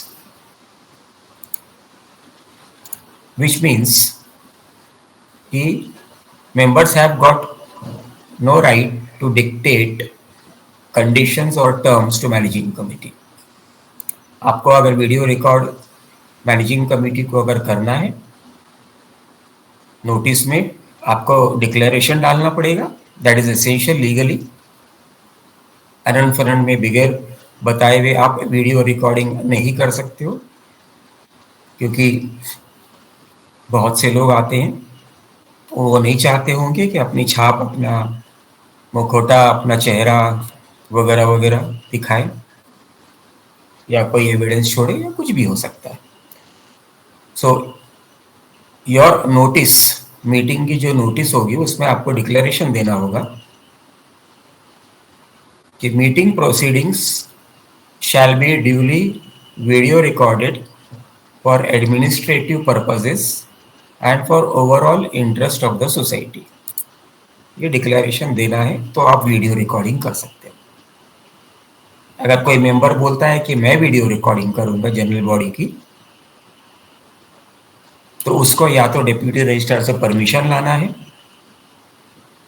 या तो मैनेजिंग कमेटी से प्रायर परमिशन लेना है। मैनेजिंग कमेटी से प्रायर परमिशन लिया, इसका मतलब ये है कि वो मैनेजिंग कमेटी के अधिकार क्षेत्र में मैनेजिंग कमेटी का हिस्सा बन के वो वीडियो रिकॉर्ड कर सकता है officially. Otherwise he can not do it, that will be violation of privacy loss, please remember that. बहुत से आर्ग्यूमेंट्स है कि नहीं वो तो कोई भी जाके कोर्ट में भी रिकॉर्ड कर सकता है, पुलिस स्टेशन में रिकॉर्ड कर सकता है, वो पब्लिक प्लेसेस है। आपकी मैनेजिंग कमेटी की मीटिंग, जनरल बॉडी की मीटिंग, वो एक प्राइवेट अफेयर है। You do not allow outsiders to come into your meeting, so it is not a public place. दूसरा, जैसे मैंने बताया कि एडमिनिस्ट्रेटिव और गवर्नेंस जो है सोसाइटी का, वो मैनेजिंग कमेटी के है पास में है। तो मैनेजिंग कमेटी को अधिकार है कि उस मीटिंग का एक्सपेंडिचर्स यानी रिफ्रेशमेंट्स है, वीडियो रिकॉर्डिंग का खर्चा है, स्टेशनरी वगैरह है, ये मैनेजिंग कमेटी को सैंक्शन करने का अधिकार है, provided the same is approved in the yearly budget projection report that is mandatory under section 75, जो मेहुल सर ने डिस्क्राइब किया हुआ है। ट्रांसपेरेंसी का मतलब ये है कि एविडेंस एक्ट के अनुसार, इंफॉर्मेशन टेक्नोलॉजी एक्ट के अनुसार कोर्ट में ये वीडियो रिकॉर्डिंग चलेगी, यस चलेगी। उसकी कॉपी जनरल बॉडी का मेंबर मांग सकता है क्या?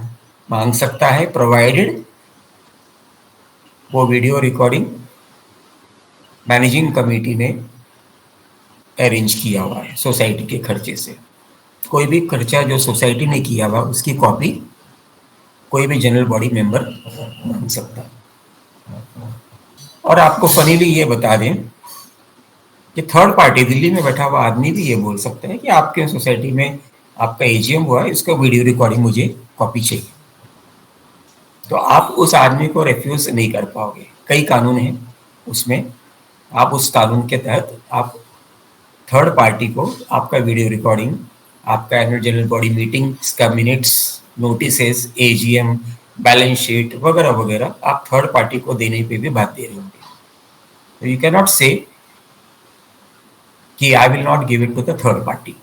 आपको ज्ञान नहीं है तो बात अलग है, लेकिन अगर किसी ने अर्जी किया तो आपको देना है, नहीं तो वो आरटीआई सेक्शन 2F में कोई भी आरटीआई डाल सकता है, section 2F before the cooperative registrar, और बोल सकता है कि मुझे इस सोसाइटी का ये फला फला डॉक्यूमेंट्स चाहिए, मुझे उससे मंगवा के दीजिए, आई अंडरटेक टू पे द नेसेसरी एक्सपेंडिचर्स वगैरह। तो सोसाइटी वो डॉक्यूमेंट को रजिस्ट्रार के पास में लॉन्च करेगी और रजिस्ट्रार फिर वो उस आदमी को दे देगा। रजिस्ट्रार ने अगर आपको डायरेक्शन दिया है कि भाई ये सारी कॉपी जमा करो यहाँ पे, तो एज सोसाइटी आप ये नहीं बोल सकते हो कि आपको नहीं देंगे हम, क्योंकि वो रजिस्ट्रार का डायरेक्शन है। 154B-27 में ये क्लॉज लिखा हुआ है। तो मीटिंग का खर्चा सोसाइटी देगी, मीटिंग की कॉपी सोसाइटी को आपको देना है, मीटिंग जो रिकॉर्ड हुआ उसका समावेश, उसका एसेंस आपके मिनट्स में होंगे, आप मिनट्स पूछोगे वगैरह वगैरह। आपका अगर वेबसाइट है तो आप उस वीडियो रिकॉर्डिंग को अपलोड भी कर दोगे। वीडियो रिकॉर्डिंग करने का बहुत बड़ा फंडा है, बहुत बड़ा ट्रांसपेरेंसी है। एक्ट में, रूल्स में ये नहीं दिया हुआ है, but however 1/5 of the members may put a requisition under section 76 and give it to the managing committee to make this particular video recording a compulsory thing by incorporating this clause in the bylaws which states कि video recording हर general body की meeting AGM हो, SGM हो, managing committee की meeting हो, तो record करना है। तो ये बायलॉज को फॉलो करना कंपल्शन हो जाता है। तो ये आप बायलॉज के अंदर भी आप इनकॉर्पोरेट कर सकते हो, डिपार्टमेंट का परमिशन लेने की आवश्यकता नहीं है उस चीज के लिए। बाकी की बातें हम क्वेश्चन आंसर्स में ले लेते हैं। Our first question, Mehul sir, should we start our Q&A? Yes, sir. Go ahead. Thank you. Okay. So our first question is by Mr. Nipun Joshi.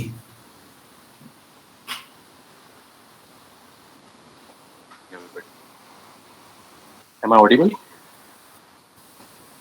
Yes, please go ahead.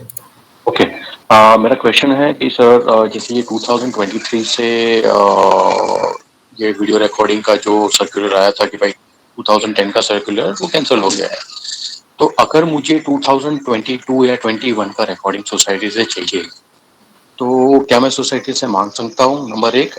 Number 2, अगर society के पास नहीं है तो वो violation होता है under which section? ये मेरा क्वेश्चन था। Mehul sir. Yeah. See, 2022 यानी कि मई 23 तक सर्कुलर 15/3/2010 वाज इन फोर्स, जिसके लिए हमारे पास ठोस replies from the corporation department के ठोस जवाब आ चुके हैं कि वो कंपलसरी था। लेकिन जैसे आपने कहा कि वो रिकॉर्डिंग हुआ ही नहीं है, तो कहाँ से वो निकाल के देंगे? इन द बैकडेट वो लोग अभी बना के तो नहीं दे सकेंगे, so it can not be created. वो मेंबर्स की तभी अलर्टनेस नहीं थी या फिर लैक ऑफ नॉलेज था, इसलिए आप लोगों ने पहले डिमांड नहीं करा था कि इसको एप्लीकेबल है तो आप रिकॉर्ड करिए। अगर उन्होंने किया है और आपको नहीं दे रहे हैं, अगर उन्होंने वीडियो रिकॉर्ड किया है और आपको नहीं दे रहे हैं, तो you can demand it.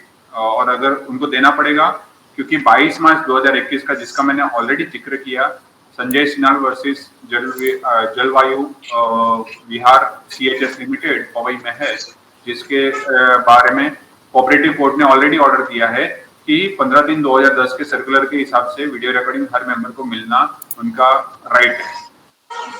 Sir लेकिन अगर वो रिकॉर्ड ही नहीं हुआ है तो it will be a violation under which section? और it will be a violation of circular, government circular. You can put obligation on them कि ये 15 दिन 2010 का circular was in force, still you are not complied with it, and उसके लिए आप register में complaint करके उनको अकाउंटेबल कर सकते हैं। Okay, got it, thank you. Next question is by mister Sandhu, mister Kuldeep sir.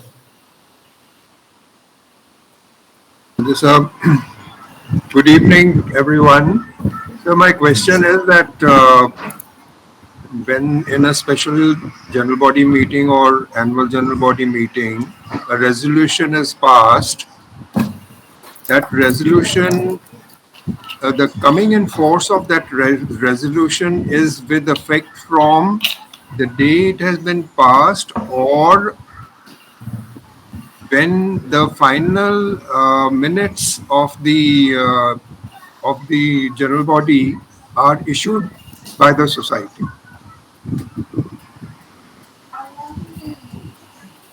I'll answer this, and Hemant sir, you may correct me if I am going somewhere wrong. ये technicality यही सारी है जिसके कारण डिस्प्यूट्स जनरेट होते हैं। ये post जो ये होता है, कई सारे, देखिए जब तक डिसीजन यानी मिनट्स फाइनल नहीं होते हैं तब तक वो डिसीजन कंफर्म नहीं गिना जा सकता है। तो मिनट्स फाइनल करने की जिम्मेदारी, अगर उनको डिसीजन इंप्लीमेंट करना है तो मैनेजिंग कमेटी की सबसे फर्स्ट ड्यूटी ये बनेगी कि वो ड्राफ्ट मिनट बना के सर्कुलेट करते हुए अपनी लोगों को, अपने मेंबर्स को सर्कुलेट करते हुए उसको कंफर्म कराएं, जो भी ऑब्जर्वेशन है उसको क्लियर करें, उसके बाद उसको इम्प्लीमेंट करें। मेहुल साहब, इसमें एक टेक्निकल प्रॉब्लम ये आ जाती है, कई बार क्या होता है कि कुछ काम ऐसे होते हैं जो हमको इमीडिएटली स्टार्ट करने होते हैं after taking the approval of the general body meeting. तो अगर ये हम सोचें कि जब AGM के मिनट्स पास होंगे, दैट इज 90 days और 15 days after that for draft to be approved, तो फिर तो it gets delayed. So as far as I am concerned, I consider that the day the resolution has been passed by the general body, the action can, the committee can, MC can start taking action on that issue or that work, assuming that the work has got the sanction of the general body and it's approved in the general body. So this is there is a little this is the dichotomy, because some people say it will come on force only when the final minutes are issued, which to my way of thinking is not reasonable. Sir मैं आपको इसमें clear करना चाहूंगा कि अगर समझ लीजिए उन्होंने अपनी फेवर में लिख दिया है, कुछ उन्होंने सैंक्शन लिया है, कल उठ के 25 लोग आ गए और बता दिया कि भैया ये आपने ऐसा कोई डिस्कशन ही नहीं किया था, क्या करेंगे आप? बाद में उसको कैसे आप ये सुधारने जाएंगे? और वो खर्चा कर दिया या फिर उन्होंने ले लिया। और if it is an emergency तो देयर इज अ सॉल्यूशन और इमरजेंसी स्पेशल जनरल बुला के आप उसको अप्रूवल लेना चाहिए। तो स्पेशल जनरल का पूरा अलग प्रोविजन हो जाता है। आप इमीडिएट वही सब्जेक्ट के लिए बुलाते हैं, किसी इमरजेंसी जो अर्जेंट सब्जेक्ट है उसके लिए आप स्पेशल जनरल बुलाते हैं, उसमें पूरी सब्जेक्ट पे डिस्कशन होता है और उसका डिसीजन इमीडिएटली बाद में सबके सामने लिया गया। इमीडिएटली छोटा सा मुद्दा है, मिनट्स बनाइए। सर 15/2010 के सर्कुलर की एक बात करूं, उसमें ये भी एक राम गोपाल देवराज जी ने ये और अच्छा सा पॉइंट डाला था कि 3 महीने वाला ये जो मिनट्स का जो समय ले रहे हैं ये भी बहुत बड़ा समय है, हम समझ रहे हैं। उसमें ये 15/3/2010 के सर्कुलर में इन्होंने तो क्लियरली लिखा है, जैसे ही मीटिंग खत्म हुई रात को घर पे जाने से पहले मैनेजिंग कमेटी ने उसका ड्राफ्ट मिनट उधर का उधर कच्चा चिट्ठा बना लेना है, वहां का वहां ही बना लेना है, ताकि कल उठ के उसमें कोई चेंजेस ना हो जाए। कल आज हमने जो डिस्कशन किया, अगर ये वीडियो नहीं होगा ना तो आप कल जब भी इसके ऊपर पूरा अपना ये ऐसे लिखने बैठेंगे तो आप कई सारी चीजें इसमें आपकी मिस हो जाएंगी, मेरे से भी मिस हो जाएंगी कि क्या क्या डिस्कशन हुआ था। Even I will not know the sequence as well. तो इसके लिए ये बनाया गया है कि मिनट्स को पहले ड्राफ्ट करके अप्रूवल लेना बहुत जरूरी है। Rest Hemant sir can comment. Kuldeep sir आपसे कुछ पूछना है, if you permit me. Kuldeep sir, can I ask you something? Yes sir, go ahead sir, go ahead. अभी मानो आपकी एक जनरल बॉडी की नोटिस है, एक तारीख है, समझो एक उदाहरण के तौर पे नोटिस है 1 तारीख की। जैसे मेहुल सर ने बताया कि अगर एजीएम की नोटिस है तो टोटल इन ऑल 14 डेज बीच का पीरियड होना चाहिए, नोटिस के डेट के छोड़ के और एक्चुअल मीटिंग की डेट करके। अभी आपके नोटिस की तारीख है मानो 31 दिसंबर की, उदाहरण दे रहा हूं मैं। तो 1 तारीख से नोटिस आपको मिलती है, आपको मिल गई, और 15 तारीख को मीटिंग है आपकी। Am I correct sir? हाँ जी।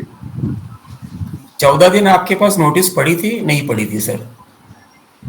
पड़ी थी। ठीक है, ओके, एक तो ये क्लियरिटी हो गया। 15वें दिन क्या आपका ड्यूटी था, रिस्पॉन्सिबिलिटी था जनरल बॉडी मीटिंग अटेंड करने का? यस और no sir? Yes sir.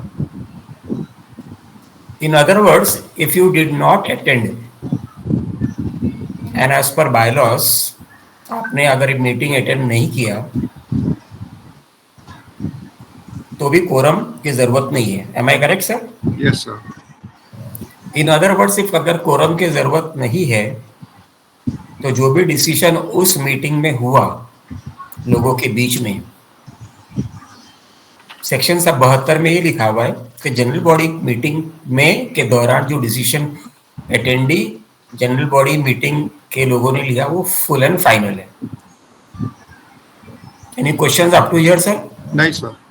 Okay, अगर जनरल बॉडी के डिसीजन फुल एंड फाइनल है उस समय,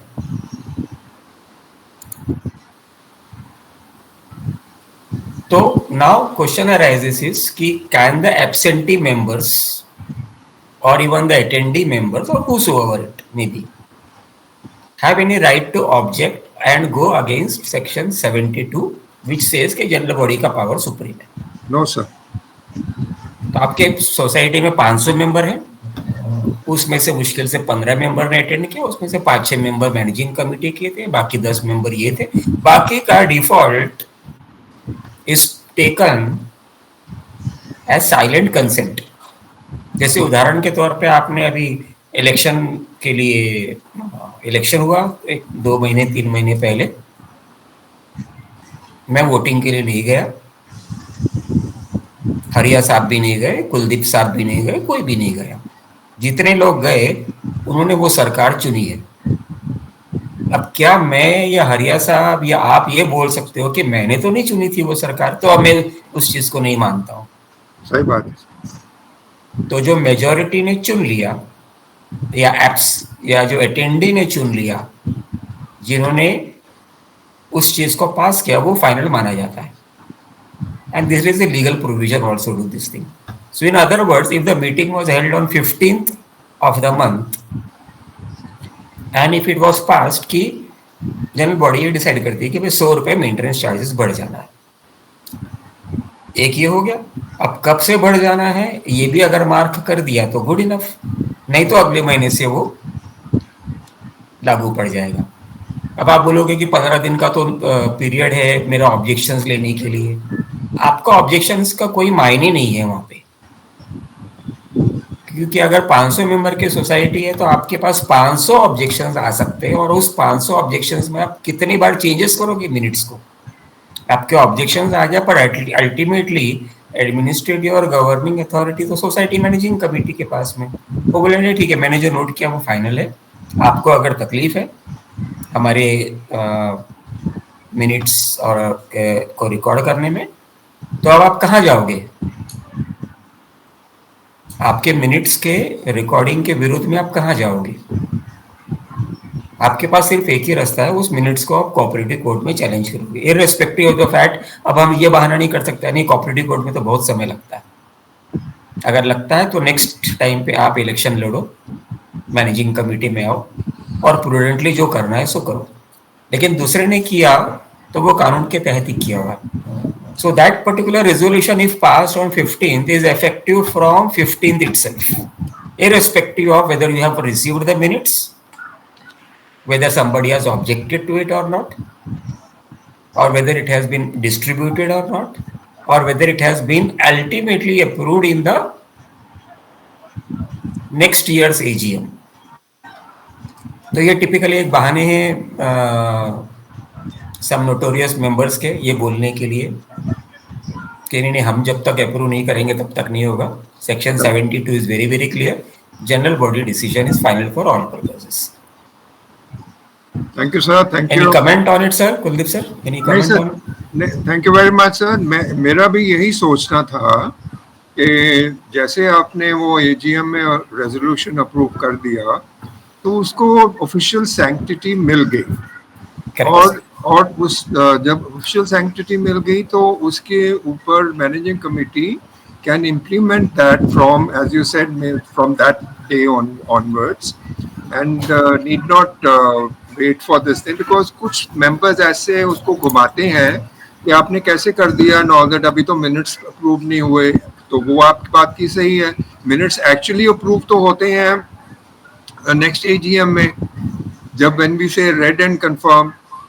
सो इसका मतलब ये तो नहीं है कि आप जो डिसीजन ले रहे हो अभी इस साल की मैनेजिंग कमेटी में, वो आप एक साल के लिए पेंडिंग रखोगे ओनली फॉर दैट रीजन कि भाई हमने अप्रूव अभी किए नहीं है। So this is the I logically also thinking this is the correct interpretation, or this should be the correct stand of the manager. Thank you, Kuldeep sir. Thank you, sir. We will take up next question by Mr. Ismail Sheikh. Mr. Ismail Sheikh. मेरी आवाज आ रही sir? Yes, Mr. Sheikh, please go ahead. Sir, आपका मैं ये video पूछ रहा camera हूँ। On करिए। जी वीडियो ऑन करिए सर पहले। वीडियो ऑन है सर? हाँ सर, हाँ अभी आया। सर ये पूछना है कि एजीएम में बाय मिस्टेक है ना, एनी अदर पॉइंट में मेजर रिपेयर का उन्होंने डिसाइड कर लिया, अब उसका रेक्टिफिकेशन कैसा किया जाए?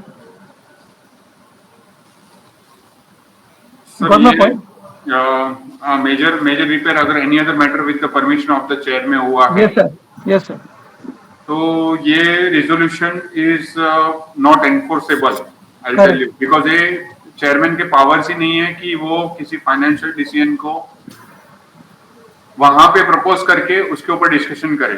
करेक्ट। एनी अदर मैटर में जो होती हैं जी, वो मेंबर्स की जो क्वेरीज हैं उसको एड्रेस करना होता है, क्योंकि बाकी सारे एजेंडाज है वो चेयरमैन और मैनेजिंग कमेटी ने खुद ने डिजाइन किए हुए हैं, तो उन्होंने स्पेसिफिक एजेंडा देना जरूरी था।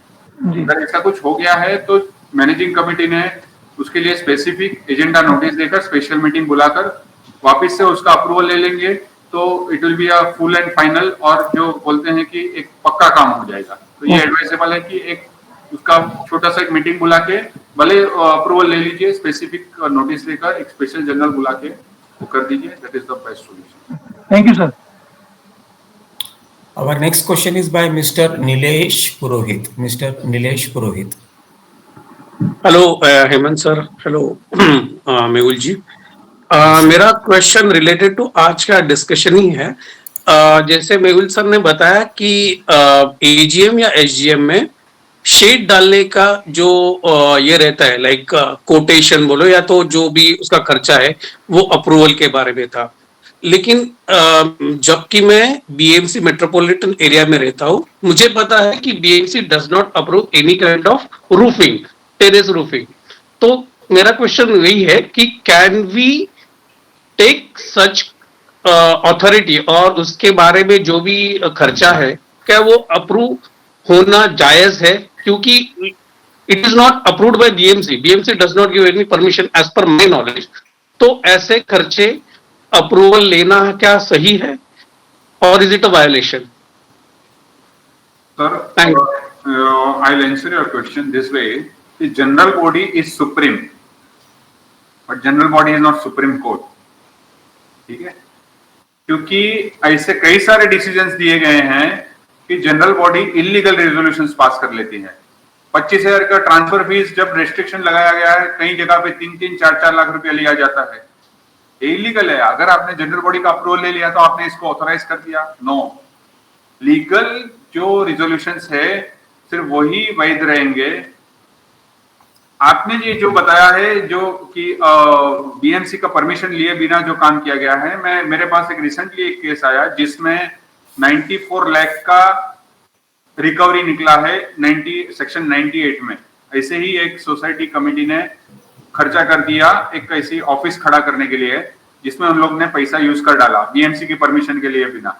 उसके बाद में थोड़े समय के बाद लोगों को तकलीफें होने लगी, वो ऑफिस बीच में आने लगी, पोडियम लेवल पे बना दी ऑफिस। जाके बंदे ने बीएमसी में कंप्लेंट कर दी, सेक्शन 52 एमआरटीपी एक्ट कुछ लग गया, नोटिस आई, 3 नोटिस दी, बाद में आके तोड़ के गए। पूरा पैसा जो था, एसी वगैरह सब कुछ, यानी well furnished posh society, high profile society, पूरा गया। 3 साल के बाद 88, 98 सब हो गया। अब मैनेजिंग कमेटी के हर सदस्य को जॉइंट एंड सेवरली वो पैसा भरने का था। तो जनरल बॉडी ने पास कर दिया था, और वो भी कैसे किया था, जैसे अभी इस्माइल जी ने बोला, वो एनी अदर मैटर में बोल दिया कि भाई ऐसा एक बनाना है, ऑफिस बनाना है, तो हम लोग ये वाला फंड यूज कर देंगे, बस इतना बोला, अप्रूवल लिया और चल पड़े वो लोग। अब जब 83, 88 और 98 की जब ये सारी प्रोसीडिंग्स हुई, तो पता चला कि भाई ये अब उनको अपनी जेब से पैसे भरने पड़ेंगे। तो we have one has to be, जैसे कुलदीप सर ने भी बोला कि हम लोग डिसीजन पे इम्प्लीमेंट कर ले, लेकिन एक जो बोलते हैं कि एक क्या होता है, कॉन्सेंसस लेके चलेंगे, सबको इन्फॉर्म कर देंगे, it will be a safer and it will be a proper way, कि सबको पता है कि भाई अब ये काम होने वाला है। डालिए आप ग्रुप में, सब लोगों को इन्फॉर्म करेंगे भाई इस तरह से हुआ है। आजकल तो व्हाट्सएप भी है, तो आप इन्फॉर्म कर दीजिए कि भाई अब ये डिसीजन हम लोग ने लिया है और हम ये काम शुरू करने जा रहे हैं। Make it transparent. We are living in a housing society, जितनी ट्रांसपेरेंसी होगी उतना उसकी ब्यूटी बढ़ेगी, और उसमें डिस्प्यूट्स और जो असहकारिता है वो कम होगा। नीलेश जी, थोड़ा सा मैं इसमें एक ऐड करता हूं आपके प्रश्न के ऊपर, अपने सारे दोस्तों के बेनिफिट के लिए। बीएमसी का परमिशन टिपिकली शेड के लिए अवेलेबल है, subject to architect's report, requirements and other parameters. There are few conditions which is available: temporary shade, permanent shade, whatever shade. But you have to follow that particular routine. एक particular section है 44-44 MRTP Act, उसके अंदर में आप काफी कुछ कर सकते हो, but by ultimately taking permission. This is one aspect. Second aspect ऐसा है कि आपने सोसाइटी में एक ऑफिस बनाना है, सोसाइटी में एक ऑफिस बनाना है। ऑफिस बनाने के लिए प्रपोजल, सिर्फ proposal, remember proposal is put by the MC before the GB via an AGM or an SGM notice. It is only a proposal by the MC, and to decide on to that particular thing in a GB meeting under section 72 is vested only and only with the attendee GB members. तो अगर office बनाने का खर्चा 100 रुपया है, गैर कानूनी है, ठीक है, कोई बात नहीं है, लेकिन ऑफिस का खर्चा 100 रुपया है, प्रपोजल है, जनरल बॉडी के सामने डाला, जनरल बॉडी ने बोला ठीक है ज़रूरत है, आप खर्चा कर दीजिए विदाउट कंडीशंस. नहीं तो कई बार ऐसा होता है कंडीशंस में कि भाई खर्चा अलाउड है subject to obtaining prior permission, architects report वगैरह वगैरह, ये सारे कंडीशंस वगैरह नहीं डाले. खर्चा हो गया, 100 रुपया खर्चा हो गया, बीएमसी ने आया, तोड़ दिया. अब वो 100 रुपया जो है क्या वो मैनेजिंग कमेटी से वसूली किया जा सकता है, ये प्रश्न उठता है. सोसाइटी का नुकसान किया हुआ है, सोसाइटी का नुकसान किसने किया यहाँ पे, आप टेक्निकलिटी मुझे ये बताइए. नीलेश जी आपको पूछ रहा हूँ मैं कि सोसाइटी का नुकसान किसके डिसीजन से हुआ, मैनेजिंग कमेटी के डिसीजन से हुआ या जनरल बॉडी के डिसीजन से हुआ? पहले इस बात का प्रश्न को जवाब दीजिए. हरिया साहब आपसे भी जवाब की उम्मीद रहेगी, तो आप भी मुझे बताइएगा. पहले नीलेश जी आप बताइए. एमसीए प्रपोज उन्होंने किया हुआ है सर. यस. डिसीजन किसका था उस पैसा खर्चा करने का? MC is bound to follow the directions of the GB under section 72. 72 में बोला कि जनरल बॉडी का डिसीजन फाइनल है. तो जो जनरल बॉडी का डिसीजन फाइनल है आर्गुमेंट के लिए, क्या वो मैनेजिंग कमेटी का डिसीजन था या जनरल बॉडी का डिसीजन था, ये मेरा प्रश्न है. Approved by GM, general body. It is decision, not approval. I am a MC member. I put up a proposal. Building को तोड़ दो. I am a MC member. I put up a proposal. I can put up any proposals. जैसे हमारे लोकसभा राज्यसभा में बहुत से proposals आते हैं. रिजेक्ट करना नहीं रिजेक्ट करना प्रपोजर का काम है या मेंबर्स का काम है? मेंबर्स हाँ बोलेगा तो वो बिल बनेगा या पास होगा, और अगर नहीं बनता है तो जो प्रपोजर है वो ठंडा पानी में चला गया, कोल्ड स्टोरेज में चला गया. राइट? करेक्ट. मूल साहब आप क्या कहेंगे? सर आपके इस इंटरप्रिटेशन से मैं यानी आपका इंडिकेशन आप जनरल बॉडी को इसमें जिम्मेदार मानेंगे कि जनरल बॉडी ने किया. लेकिन सर वीनस कोऑपरेटिव सोसाइटी वाला जो केस था बॉम्बे हाई कोर्ट में जो चला था वीनस कोऑपरेटिव, उसमें ये क्लियरली दिया गया कि इलीगल डिसीजन जो भी जनरल बॉडी के लिए गए हैं वो जितने लोग प्रेजेंट थे उतने लोगों पे वो बाइंडिंग है, बाकी लोगों पे नहीं. प्रपोजर भी उसमें मैनेजिंग कमेटी ही था. मेहुल सर, नीलेश जी, कुलदीप सर ने भी ज्वाइन किया हुआ डिस्कशन पे. जैन साहब मैं आपको भी इनवाइट करता हूँ डिस्कशन पे ज्वाइन करने के लिए. मेरा प्रश्न ये है कि जो डिसीजन उस दिन 2:30 बजे मीटिंग में लिया, तो किसने लिया वो डिसीजन? मैनेजिंग कमेटी ने प्रपोजल डाला है आपके सामने, हम लोग सब जनरल बॉडी के लोग हैं. जनरल बॉडी का रोल था यस या नो बोलने का. वो मैनेजिंग कमेटी ने यस नो बोला है या जनरल बॉडी ने यस नो बोला है? नीलेश जी आप क्या कहते हैं? फाइनल डिसीजन जनरल बॉडी ने लिया हुआ है. यस नो बोला जनरल बॉडी ने लास्ट में. जैन साहब आप कुछ बोलेंगे इस बारे में? जनरल बॉडी ने डिसीजन लिया, डिसीजन तो जनरल बॉडी ने ही लिया. ठीक. और मेहुल सर? सर मैं इसमें सेक्शन 88 का थोड़ा सा मैं करना चाहूंगा कि जॉइंट एंड सेवरल लायबिलिटी वाला जो 73 सेक्शन है जो इम्प्लीमेंट कर रहा है ये उसकी ड्यूटी बन जाती है. भले डिसीजन दिया, वो तो कल उठ के जनरल बॉडी ने बोल दिया कि इस आदमी का मर्डर कर दीजिए, तो क्या मैनेजिंग कमेटी वाला जाके सेक्रेटरी करेगा, चेयरमैन करेगा, या फिर वो बाकी के सब लोग मिलकर करेंगे? सर तो ये इस तरह का है कि उन्होंने देखना है कि लीगलिटी है कि नहीं. वो तो दे दिया डिसीजन, उसका जो ड्यू डिलीजेंस करना है वो जिम्मेदारी तो एमसी की आएगी. भले जनरल बॉडी ने बोल दिया है, आपने ही प्रपोजल डाला, जनरल बॉडी ने आपको बोला ठीक है आपको ठीक लगता है तो करिए, ऐसा बोल दिया, तो ultimate liability will come on managing committee. Kuldeep sir?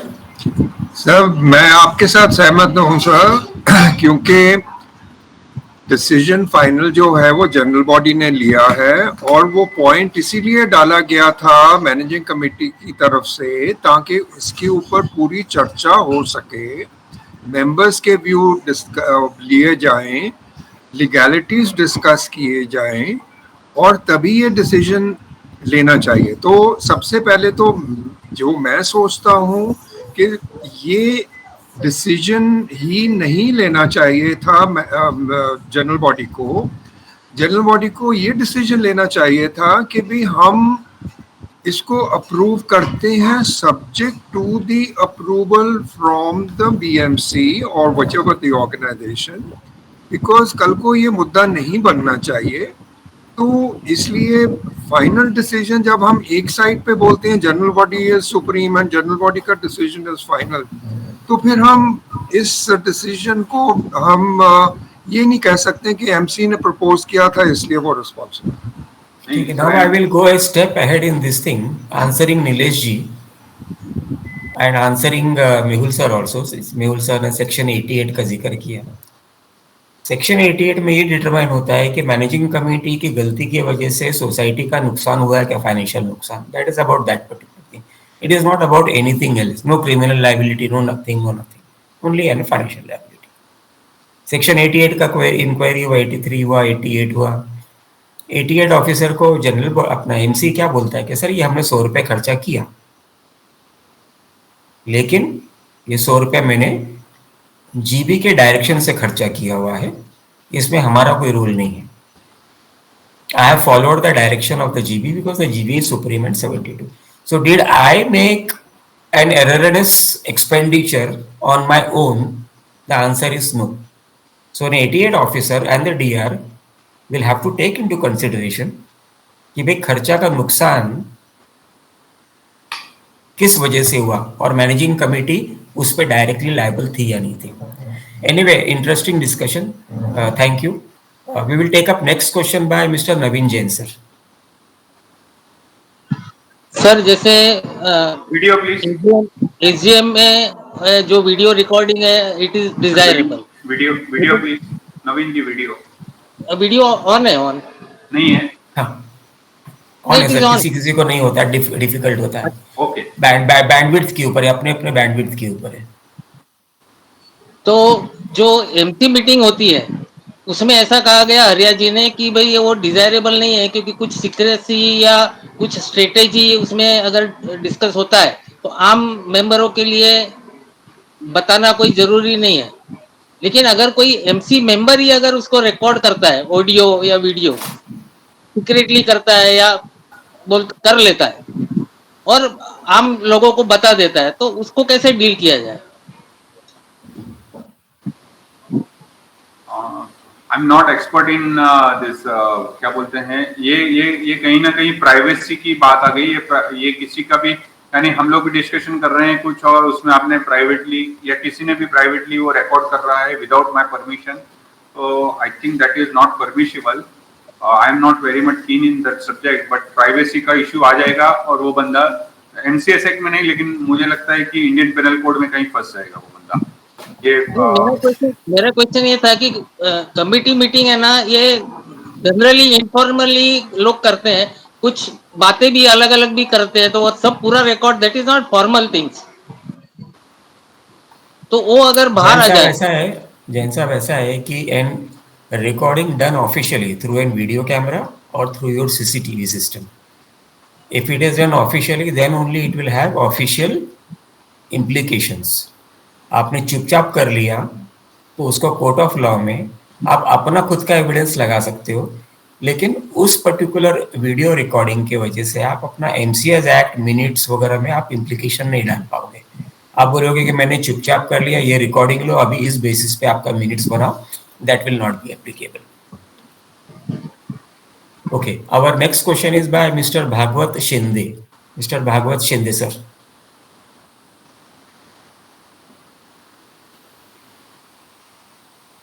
Shinde sir, please unmute microphone.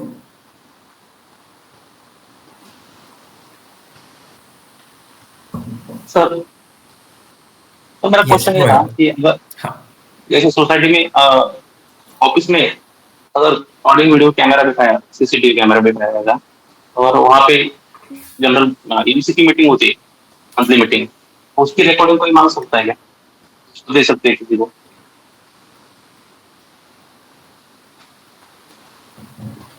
Hemant जी आप आंसर करेंगे? मेरे हिसाब से I'll come after you, sir. Please. Okay. Now a system installed inside the society is with society funds.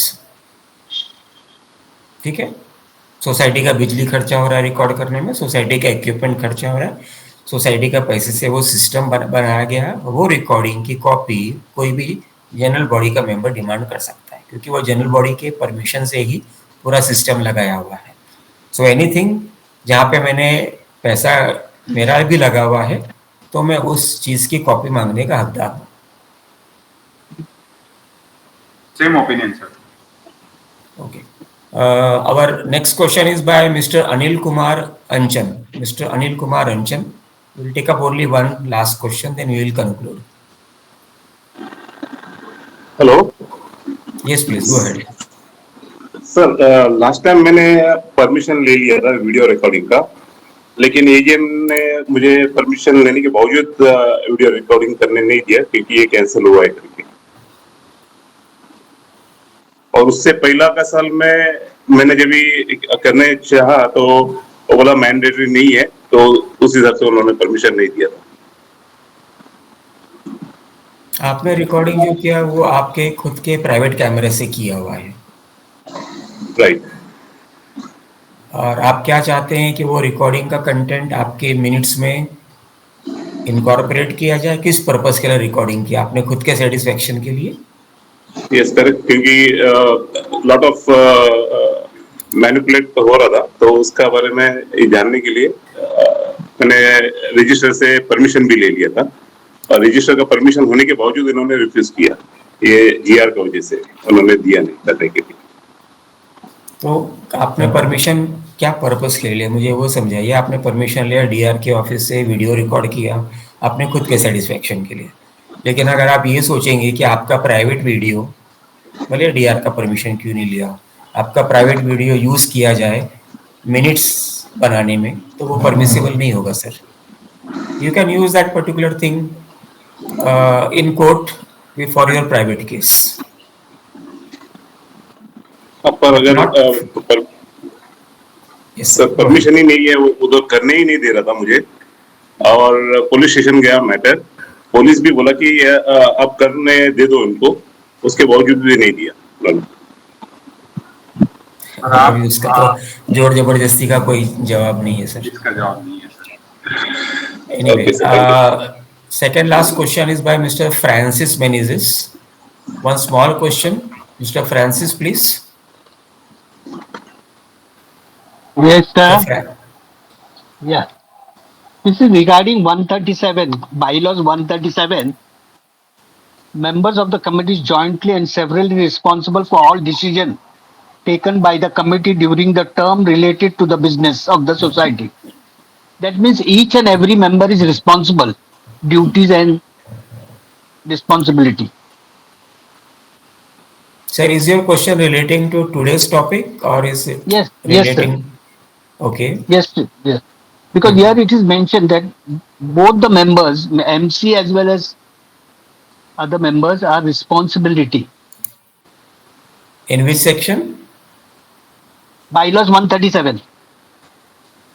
Sir it is MC members only, उनकी joint responsibility होती है। Managing committee के जो 12-15 जो लोग हैं, सेक्रेटरी, चेयरमैन, ट्रेजरर और जो बाकी जो आपने चुने हुए हैं, उनकी जिम्मेदारी रहेगी, बाकी लोगों की नहीं आएगी, बाकी मेंबर्स की नहीं आएगी सर। आप प्रॉपर्ली पढ़ लीजिए।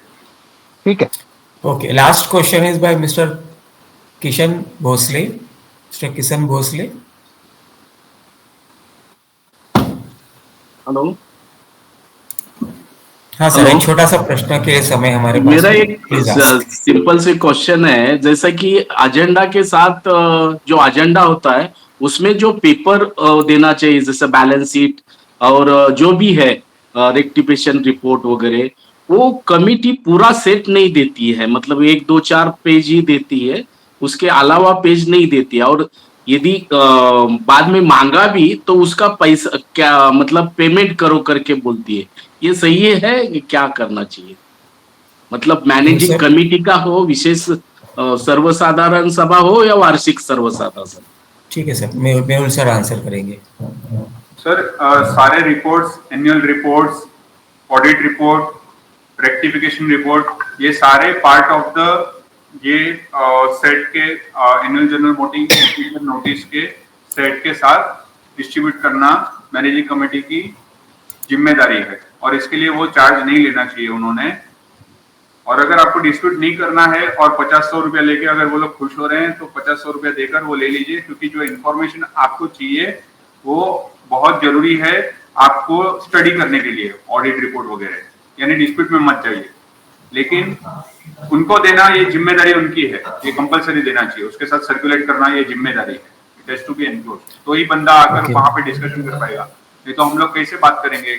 हमारे पास फिगर्स फैक्ट्स कुछ है ही नहीं, तो डिस्कशन कैसे करेंगे एजीएम में? किसके ऊपर डिस्कशन करेंगे? Okay, our last question is by Mr. Nipun Joshi. Mr. Nipun Joshi.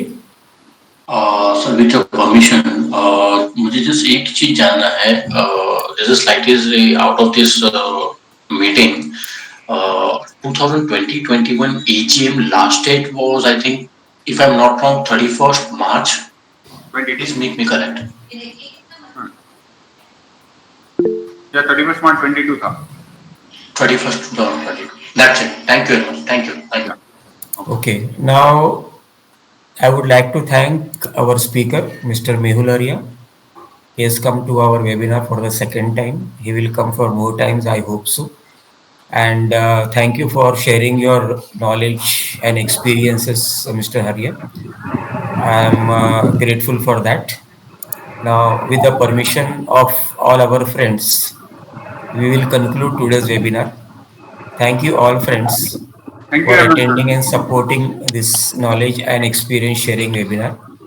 Thank you for Wishing inviting all friends a healthy and peaceful life forward. Thank you, sir. Same to you.